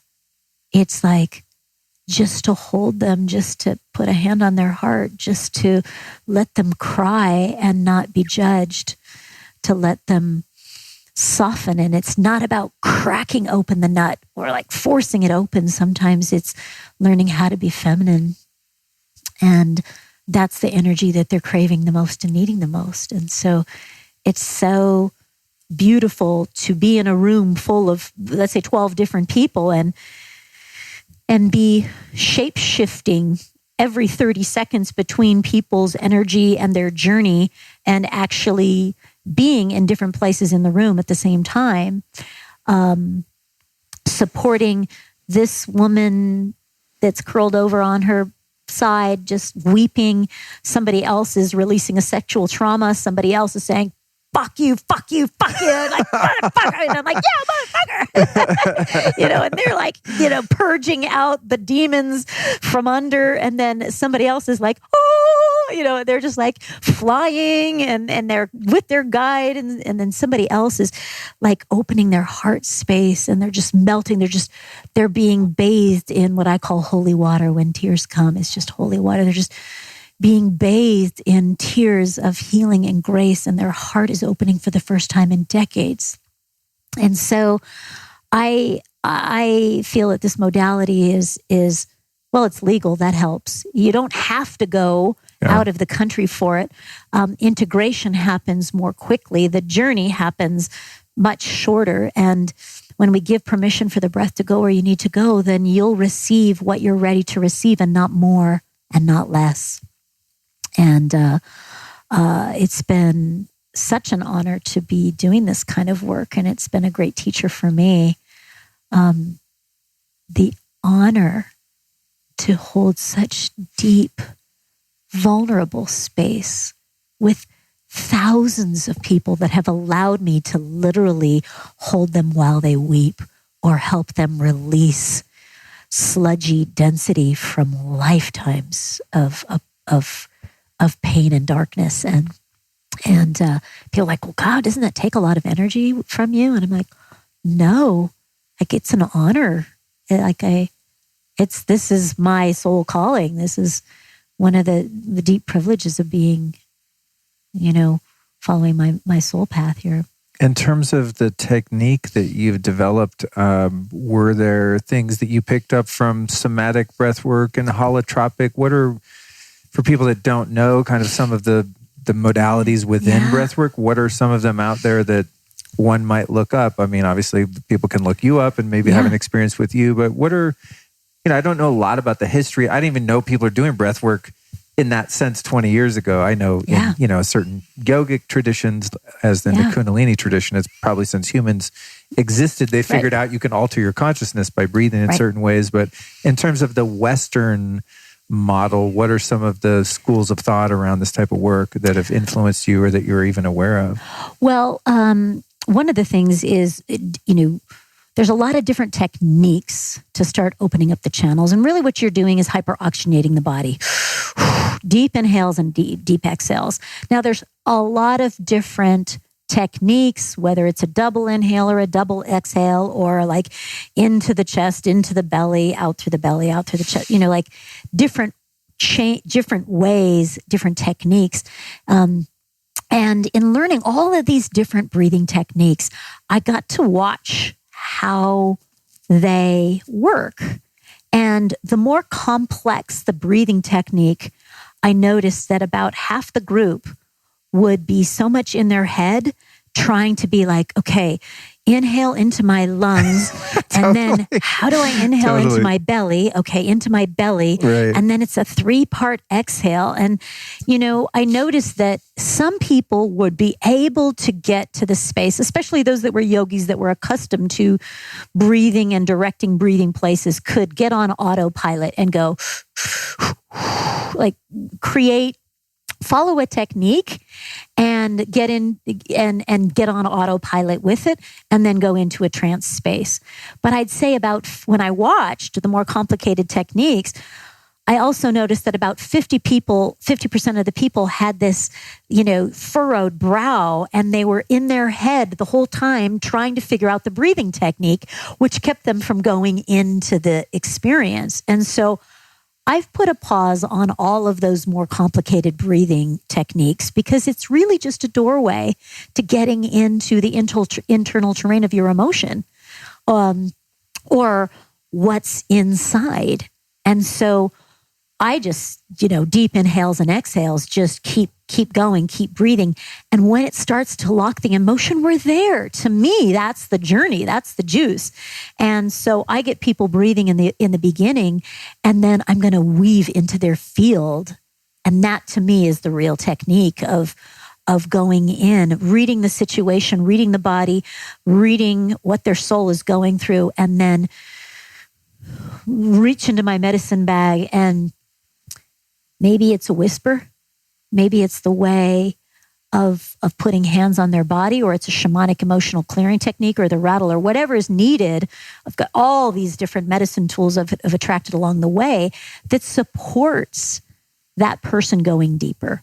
It's not anymore about the breath work, the breath technique. For me, for the way I facilitate breath work.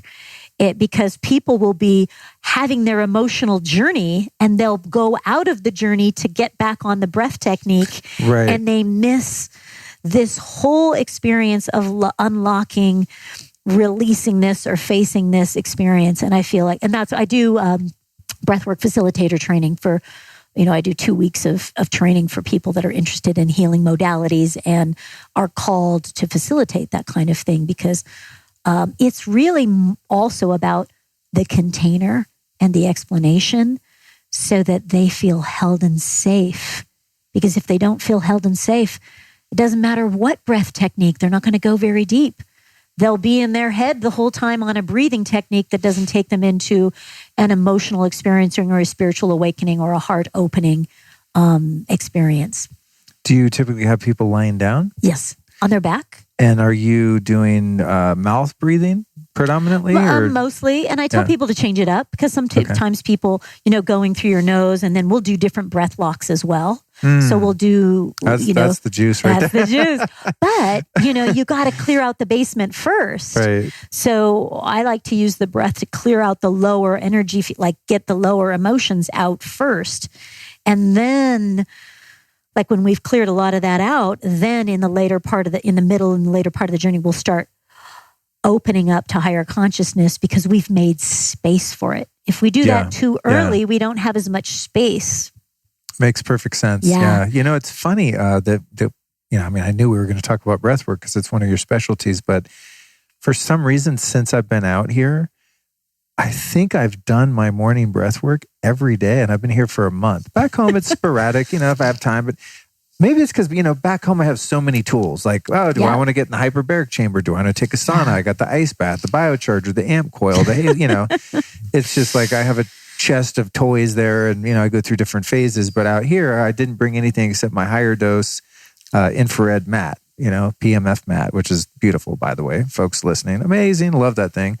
But it was flat, so I could throw it in the SUV and get the rest of our shit out here.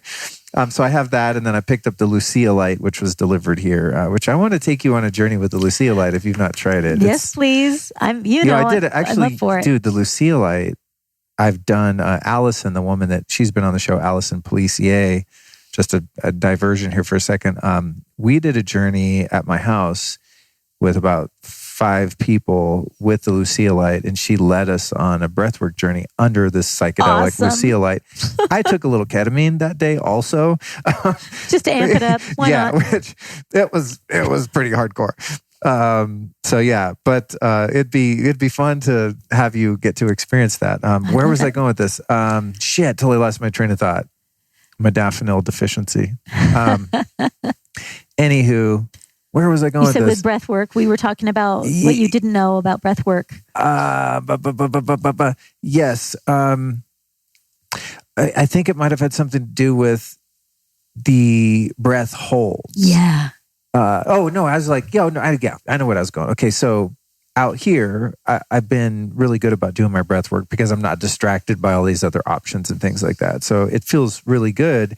And I think that might have, the energies here also, but might have something to do with what I was talking about earlier, that I just have so much energy here. Yeah. I don't feel tired. And it's like, I've been really consistent with your breath and work. Perhaps that's one of the reasons I haven't felt particularly off balance here and kind of thrown about by the energies of the iron bowl of Sedona. I've been grounding every morning, and in I don't even know what technique. It's kind of maybe a mashup of some different things that I've done in breathwork experiences, but it's maybe a combination of like Wim Hof style and the Joe Dispenza breath holds, and I really love the holds. But I love the holds. I'll do quite a few rounds, maybe, 3-4 rounds where I'm doing maybe 30 inhale exhales, and then I do the hold and like tighten up all those centers and just mash that pineal gland, and then I'll go meditate or go do a Lucia light session or something like that. So I'm really setting myself up for success here. But I think for me, where the magic happens, and maybe this because there's been a lot of clearing of the emotions over the years through all the work, but man, the holds are always where I just pop, and that's where on a good day I'll go into pretty close to like a medicine sort of space. This is the thing. Powerful. You can absolutely alter your altered states of consciousness and awareness, and in this kind of shamanic journey. When Aubrey came years ago, we met 8 or 9 years ago now. And he came at a retreat that I was co-facilitating, and he did breath work with me. And he's like, that was just as deep as any plant medicine ceremony I've been on. Like, what the fuck? What are you doing? And so then I've been working with him and the whole crew ever since, and trained, some of his people. And I do that for Fit for Service and all of his On It people. And that's one of the reasons why I like it is when we really go into that space we can move into altered states of consciousness. We can go in and out of dimensions and forward and back in time. We can go into the future. We can go into the past. That's a shamanic journey. And the breath can take you there. And with the right guide, with the right space, with the right intention, magical things can happen. And I love it. It's so juicy. Have you explored any of the science around what's happening to our physiology during breath work? Yeah. It's maybe 4 years ago or so, I did a few Wim Hof trainings. And in one of them, the teachers were saying, oh, this is the DMT breath. And it was on your back. And I think it was a pretty vigorous inhale, kind of a fast inhale, exhale for a long time, maybe 30, 40 minutes. And then I believe we did a full exhale out, and then you held it as long as possible till you start T-Rexing and convulsing. And then there was a big inhale in, and then tensing your whole body and holding and holding and holding. And then you would just absolutely trip balls. Amazing. And I thought, oh, that's cute. They call it the DMT breath. It's just like a hook to get people interested in it maybe. But then I started studying the Joe Dispenza work and went to one of his workshops. And in one of his slide presentations, it was fascinating. So he talked about, and when I interviewed him, I was like, dude, you're just doing Kundalini yoga. And he's like, well, yeah, but who's going to put on a turban and wear all white? I'm trying to reach the masses, Luke. And, I was like, oh, respect, I get it. But he showed how when you inhale and you kind of tense up all your chakras, that you're actually sending spinal fluid up that canal that goes up into the center of your brain where the pineal gland lives. And when you do that hold in this very specific yogic way, that what's happening is you're putting pressure on the pineal gland and you're breaking up, I forget, I'm going to paraphrase his thing, and maybe but you're breaking up these little crystals. Calcifications. Yeah, around the pineal gland. Then it starts to create a magnetic field and then produces the metabolites of what eventually becomes dimethyltryptamine through tryptophan to serotonin. There's like a cascade of these neurotransmitters. And what you eventually end up with is your own DMT. Right. We are our own pharmacy. It's fucking crazy. I was like, whoa, he just proved scientifically. So for you with the work you're doing, have you studied any of the science like that of what's happening? Or do you get a sense of why we get so altered by these experiences? Yes. Certainly Joe Dispenza's gone down that rabbit hole way more than I have, for sure, around the science of that. But on just the gross physical level, when you're hyperoxygenating the physical body, it's going to start to, as you oxygenate your blood, you're going to start to detoxify on just the physical level. And so you're also starting to release, as you start to detoxify the cells. The cells are also where the cellular memory is held. That's why if you just keep heavy breathing, this is more from an energetic and emotional perspective, because that's where I live in that world more. Yeah. And so when you start hyperoxygenating and you start detoxifying your cells and your tissues, that's why memories start coming up. And that's where we want to be accessing the emotion so that we can actually release that emotion instead of the toxins just being cycled again. So you're releasing physical toxins and emotional toxics just by doing the breathing when you're doing the breath hold that you're talking about. And this is in the yogic principles as well. When you're doing Kapalabhati is the breath of fire, like this kind of, or through the nose. And then you do Kumbhaka. These are all Sanskrit terms, the hold.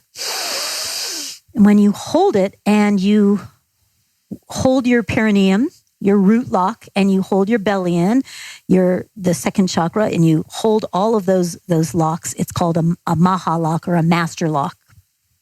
And you hold back your throat as well. And you're holding all of that. It goes up the Shoshana, which is your spinal cord and the energy center going through your body. Now it's going all the way up to your third eye and to your crown. And it shoots that up. When you just hold the breath, that's a little different than when you hold it and root lock, second chakra lock, your belly lock, and your throat lock. That really sends it up fast.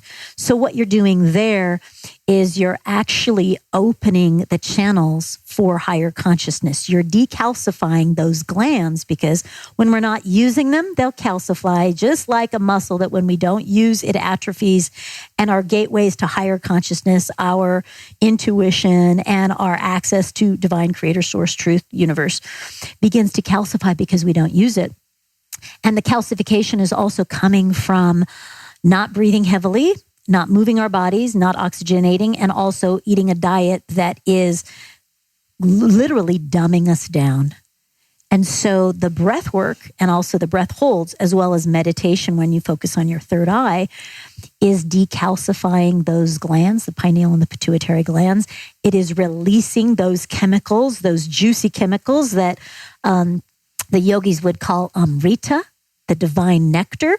We may call it DMT, but it's the bliss chemicals. And this is where we can alter our state of mind and our emotional state just by breathing.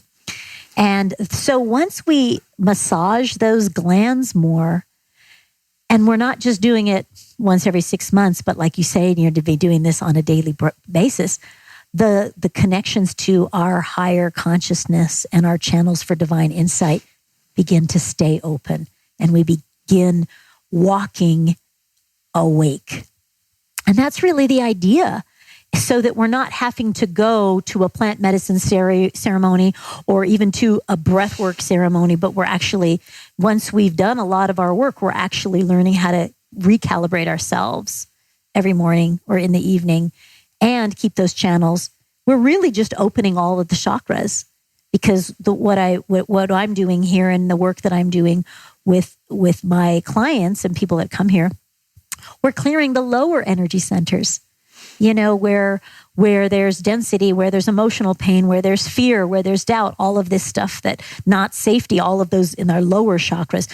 We're reclaiming our confidence in our light. We're opening our heart. We're expressing our truth, and we're seeing more perspective, and we're connecting to divine guidance. We're actually opening and balancing all of our chakras and aligning them. And that's the idea, is that we're not, once we learn how to do that, then we're not leaning on mushrooms or external validation or any of it, because we're it. We can access any of that at any time. We already know who we are. And that's the whole point, is that sometimes these are things that help us along the way, but they're just supposed to be training wheels. And then you stand and walk in your truth, and we stop with the external anything. That's the idea. Amazing. I know. Why not? These mics are expensive, so I don't want to drop them, but that is a good mic drop right there. Yeah, it's a beautiful, beautiful way to wrap this up. I want to thank you for inviting me into your home and being so gracious and feeding us the other night, and just being a really warm-hearted receiver of us in this town of 10,000 folk here. And I didn't know anyone here. I just came. I think, well, maybe I want to move here. Let's go check it out. And so I think Allison found you actually before I did. And when we travel, she researches the local scene and tries to find like-minded people to hang out with or record with, whatever. So very grateful. Turns out we know a few people. And, we have a lot of common tribe. All of the podcasts you've been on, a lot of some of them, and then I've been on that circuit as well. And the tribe keeps growing and expanding and deepening. And I'm so grateful to have had the chance to create this connection with both you and Allison. It's just a soul nourishing tribe connection that I'm sure will continue to grow. Likewise. Yeah. So I got one last question for you. It's a 3-part answer, and that is what are 3 teachers or teachings that have influenced you in your work that you might share with the audience? I think for me, nature has been one of the greatest teachers. When I just go outside and I look at how a tree stands in the wind and doesn't get knocked over. Like my vision quests have been with trees and mountains, and I have found great medicine for free without altering my state of consciousness, without paying to go anywhere, is to just go outside and pay attention, ask nature, be curious. how does this plant survive in the middle of the desert? How does this mountain withstand the wind and the rain, and it's stable? So I have found one of my greatest teachers has just been nature, to just listen, watch, ask, pay attention, as well as the elements of learning how to balance the alchemy. Am I being too fiery? Not enough fire? Am I grounded? Am I up here in the ethers too much or not enough? Because I'm not really going to my, spiritual practices. And so I think learning how to ask, how are my elements doing today? And what do I need to lean into at this time today or in this season that I need to alchemize? So I'd say nature has been, some of my greatest teachers. And of course, people in every situation and my emotions are constantly teaching me whether I'm acing life or tripping over lessons that are trying to get my attention. So I think my emotions, environments, my triggers, the people around me, how I'm feeling have all been great teachers that continue to invite me to refine, grow, and heal. Beautiful. Mm-hmm. We're going to put all of this in the show notes, but lastly, for those listening, where can they find you, website, social media, et cetera? Yes. Well, first of all, I want to make sure everybody gets a free gift. So we will do a chakra balancing. Since we talked about chakra balancing, we'll do a guided chakra balancing meditation since we kind of hit all things chakras. So we'll give that as a free gift to the audience. Okay, cool. So there is that. And also I'm at Anahata Ananda, lots of A's. And so I'm on all the socials for sure, on Instagram and Facebook, and there's also a YouTube channel. You can find me here in Sedona at Shamangelic Healing.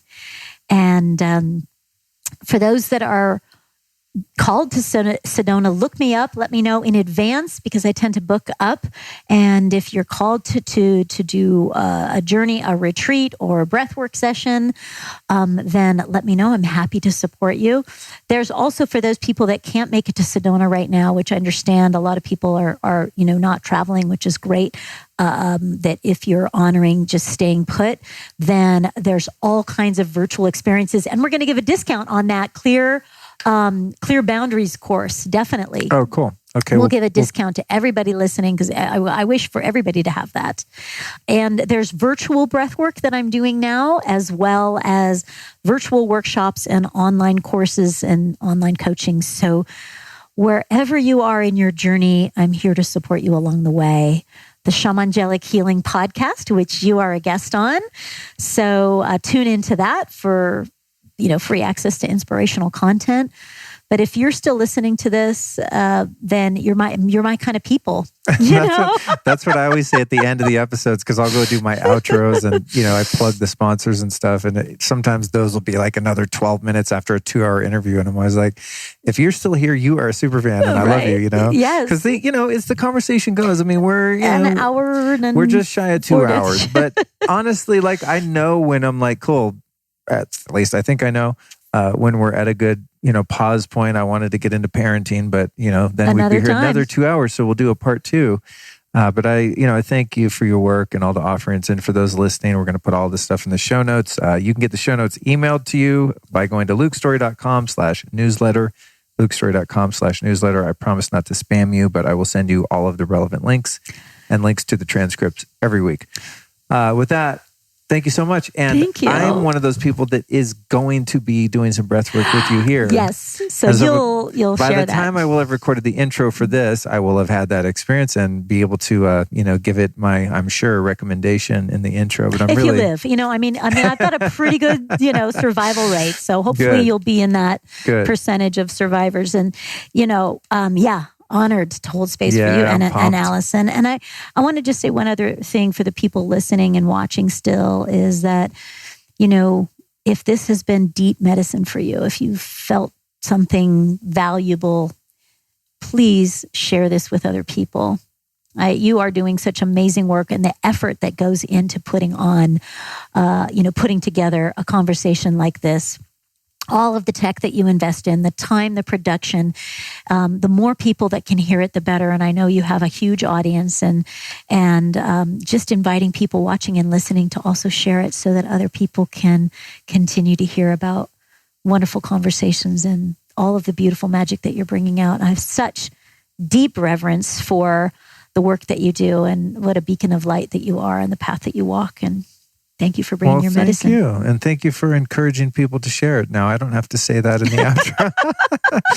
It's like some people will, buy stuff from the sponsors, and that helps, keep the lights on and stuff. But I always say, like, man, you don't have to spend money to enjoy this podcast and benefit from it. If you feel like reciprocity is in order, just text it to a couple of your friends. I do that all the time. I listen to a good podcast. I'm like, oh my God, share it. I got to send this to my boy Elliot or whoever it is. It's post it. If you found like a part of the conversation, then post it on your socials or share it with your network, because then just more people hear about it. And then that's our intention, is that, this is not just a conversation for you and I.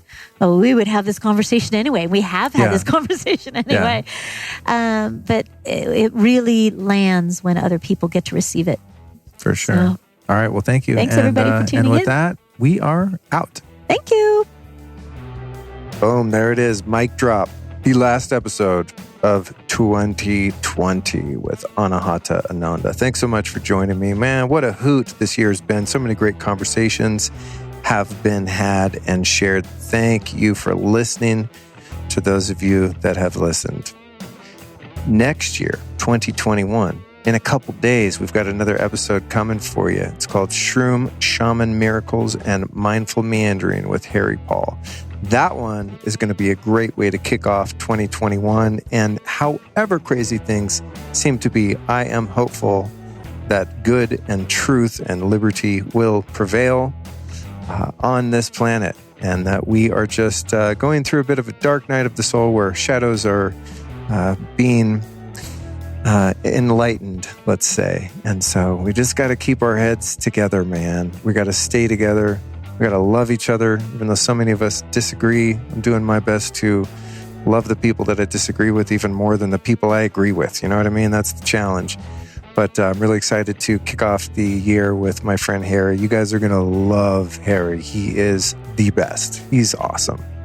So I'm so excited to make that the first episode of the new year, man. And, as I said, just on the road here, looking for a home, kind of in vagabond mode, trying to find somewhere to put roots down. And you will soon be hearing the results of that search as we continue to look around and feel out and feel into what serves the highest good in terms of where my next phase of life is supposed to be. So it's an odd way to end the year, kind of in limbo with so many things uncertain collectively and individually and subjectively within my own life. But I am not only hopeful, but trusting in that all will be well. And so I'm excited to go into this next year with you, the loyal fans and listeners of this show.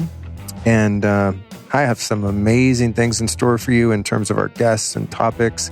There are conversations in the works that are going to blow your mind. I've got Mick Jagger coming up. No, I'm just kidding. I was trying to think of something that would really blow your mind or my mind.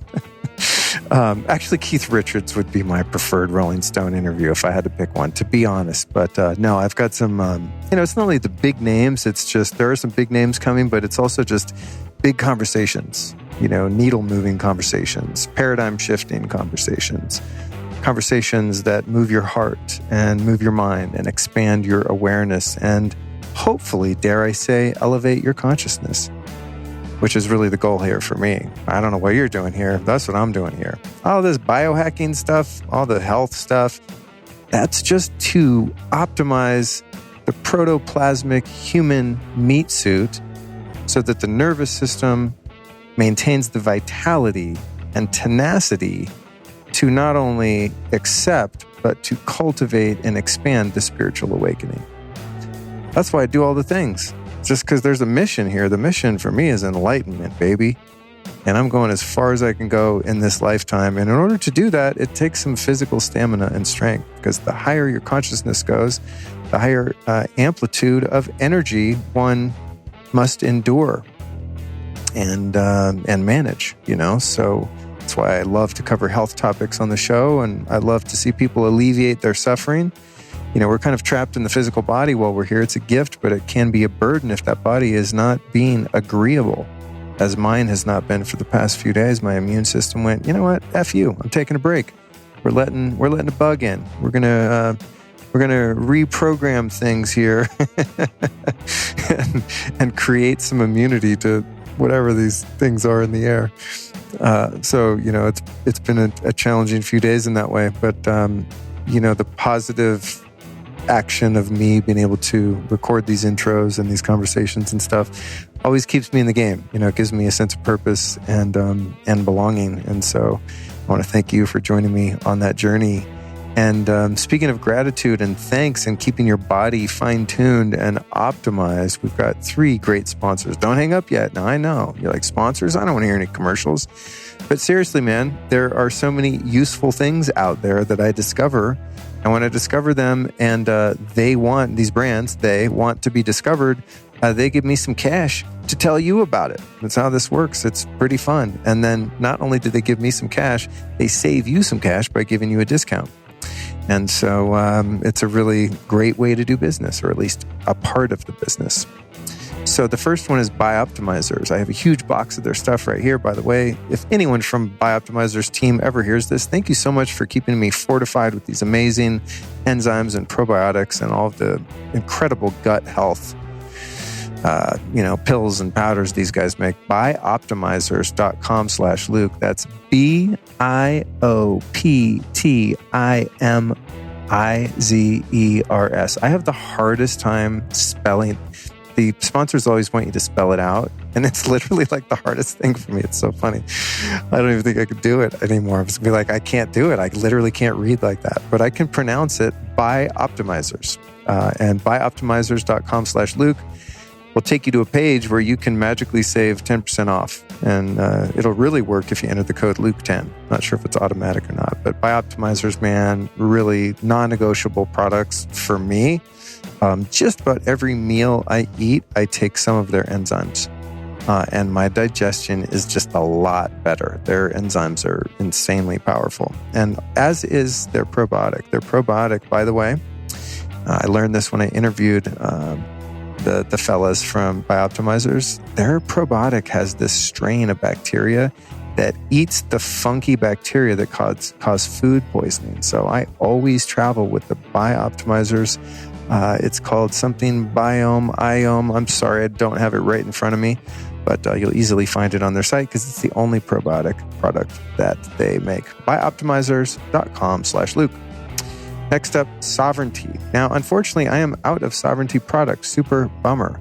They've got one great product called Dream, which helps you calm down, chill, and sleep. And then they've got one called Purpose, which is a focus-based nootropic.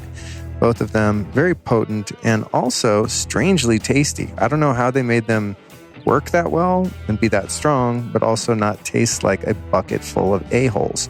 Somehow they did it. So God bless sovereignty.co/Luke. That's sovereignty.co/Luke. Again, the 2 products you want to look for are Dream and Purpose. And when you get to sovereignty.co/Luke, you can use the code Luke20 and save a whopping 20% off. It's holiday time, it's party time, so you got to have some soda, especially if you're like me and you don't drink. I used up all my e-tickets. I can't drink anymore. It's just done. I'm almost 24 years, no drinks, no booze. So what am I going to do? Drink like Coke, root beer? Can't do it. Too toxic. All that, what's that acid they put in Coke that will eat a penny? I ain't putting that on my teeth, let alone my gut. Aspartame and the Diet Coke and all that. I'm probably not supposed to mention other soda brands when I read this plug. So hope nobody sues me. But anyway, I'm just saying, I don't want to drink those sodas. Not good for me. I might use them like as a, I don't know, if I had to kill some ants or something outside, trying to come in the window, I'd put a little trail of Coca-Cola. I'd probably kill the whole colony. But what doesn't kill you, but it doesn't kill you, but you know what it kills? Olipop kills the craving for toxic soda because it's healthy soda. It's got probiotics in it, or no, prebiotics rather. Sorry, correction there. And it's non-toxic and all natural. natural flavors, very low sugar, a couple of grams, I think. Not even going to spike the blood sugar. Really good stuff. It's quite addictive, I'll be honest. I'm going to warn you about that. If you want to drink Olipop, it's really easy to remember their URL because it's drinkolipop.com/Luke. drinkolipop.com/Luke. If you are smart enough to use the code Luke at checkout, you're going to get 20% off plus free shipping on their best-selling variety pack. And they do have quite a few different flavors. They are all awesome. I think I first discovered them organically at my local health food store. I picked up the can and I thought, wow, this is a really cool design. This brand looks dope. I wonder what it is. Looked at the back, checked the ingredient deck to make sure there were no offenders on there, passed my scrutinizing test of ingredients, and bought a couple, and I was forever hooked. Lo and behold, a couple years down the road, they're like, hey, we like your podcast. We would like to share our product with your brilliant audience. And I said, sure. Give me a check, send me some sodas, and voila, you've got drinkolipop.com/Luke in your eardrums right now, infiltrating your brain, getting you, the listener, to go buy some of this damn delicious pop. There we go, my friends. That's the end of episode 323 of the Lifestylist Podcast. Thanks for joining me on a wonderful year in 2020. Stay hopeful, stay trusting that all will be well. God bless you, your loved ones, your families, and I'll see you next week with Harry Paul.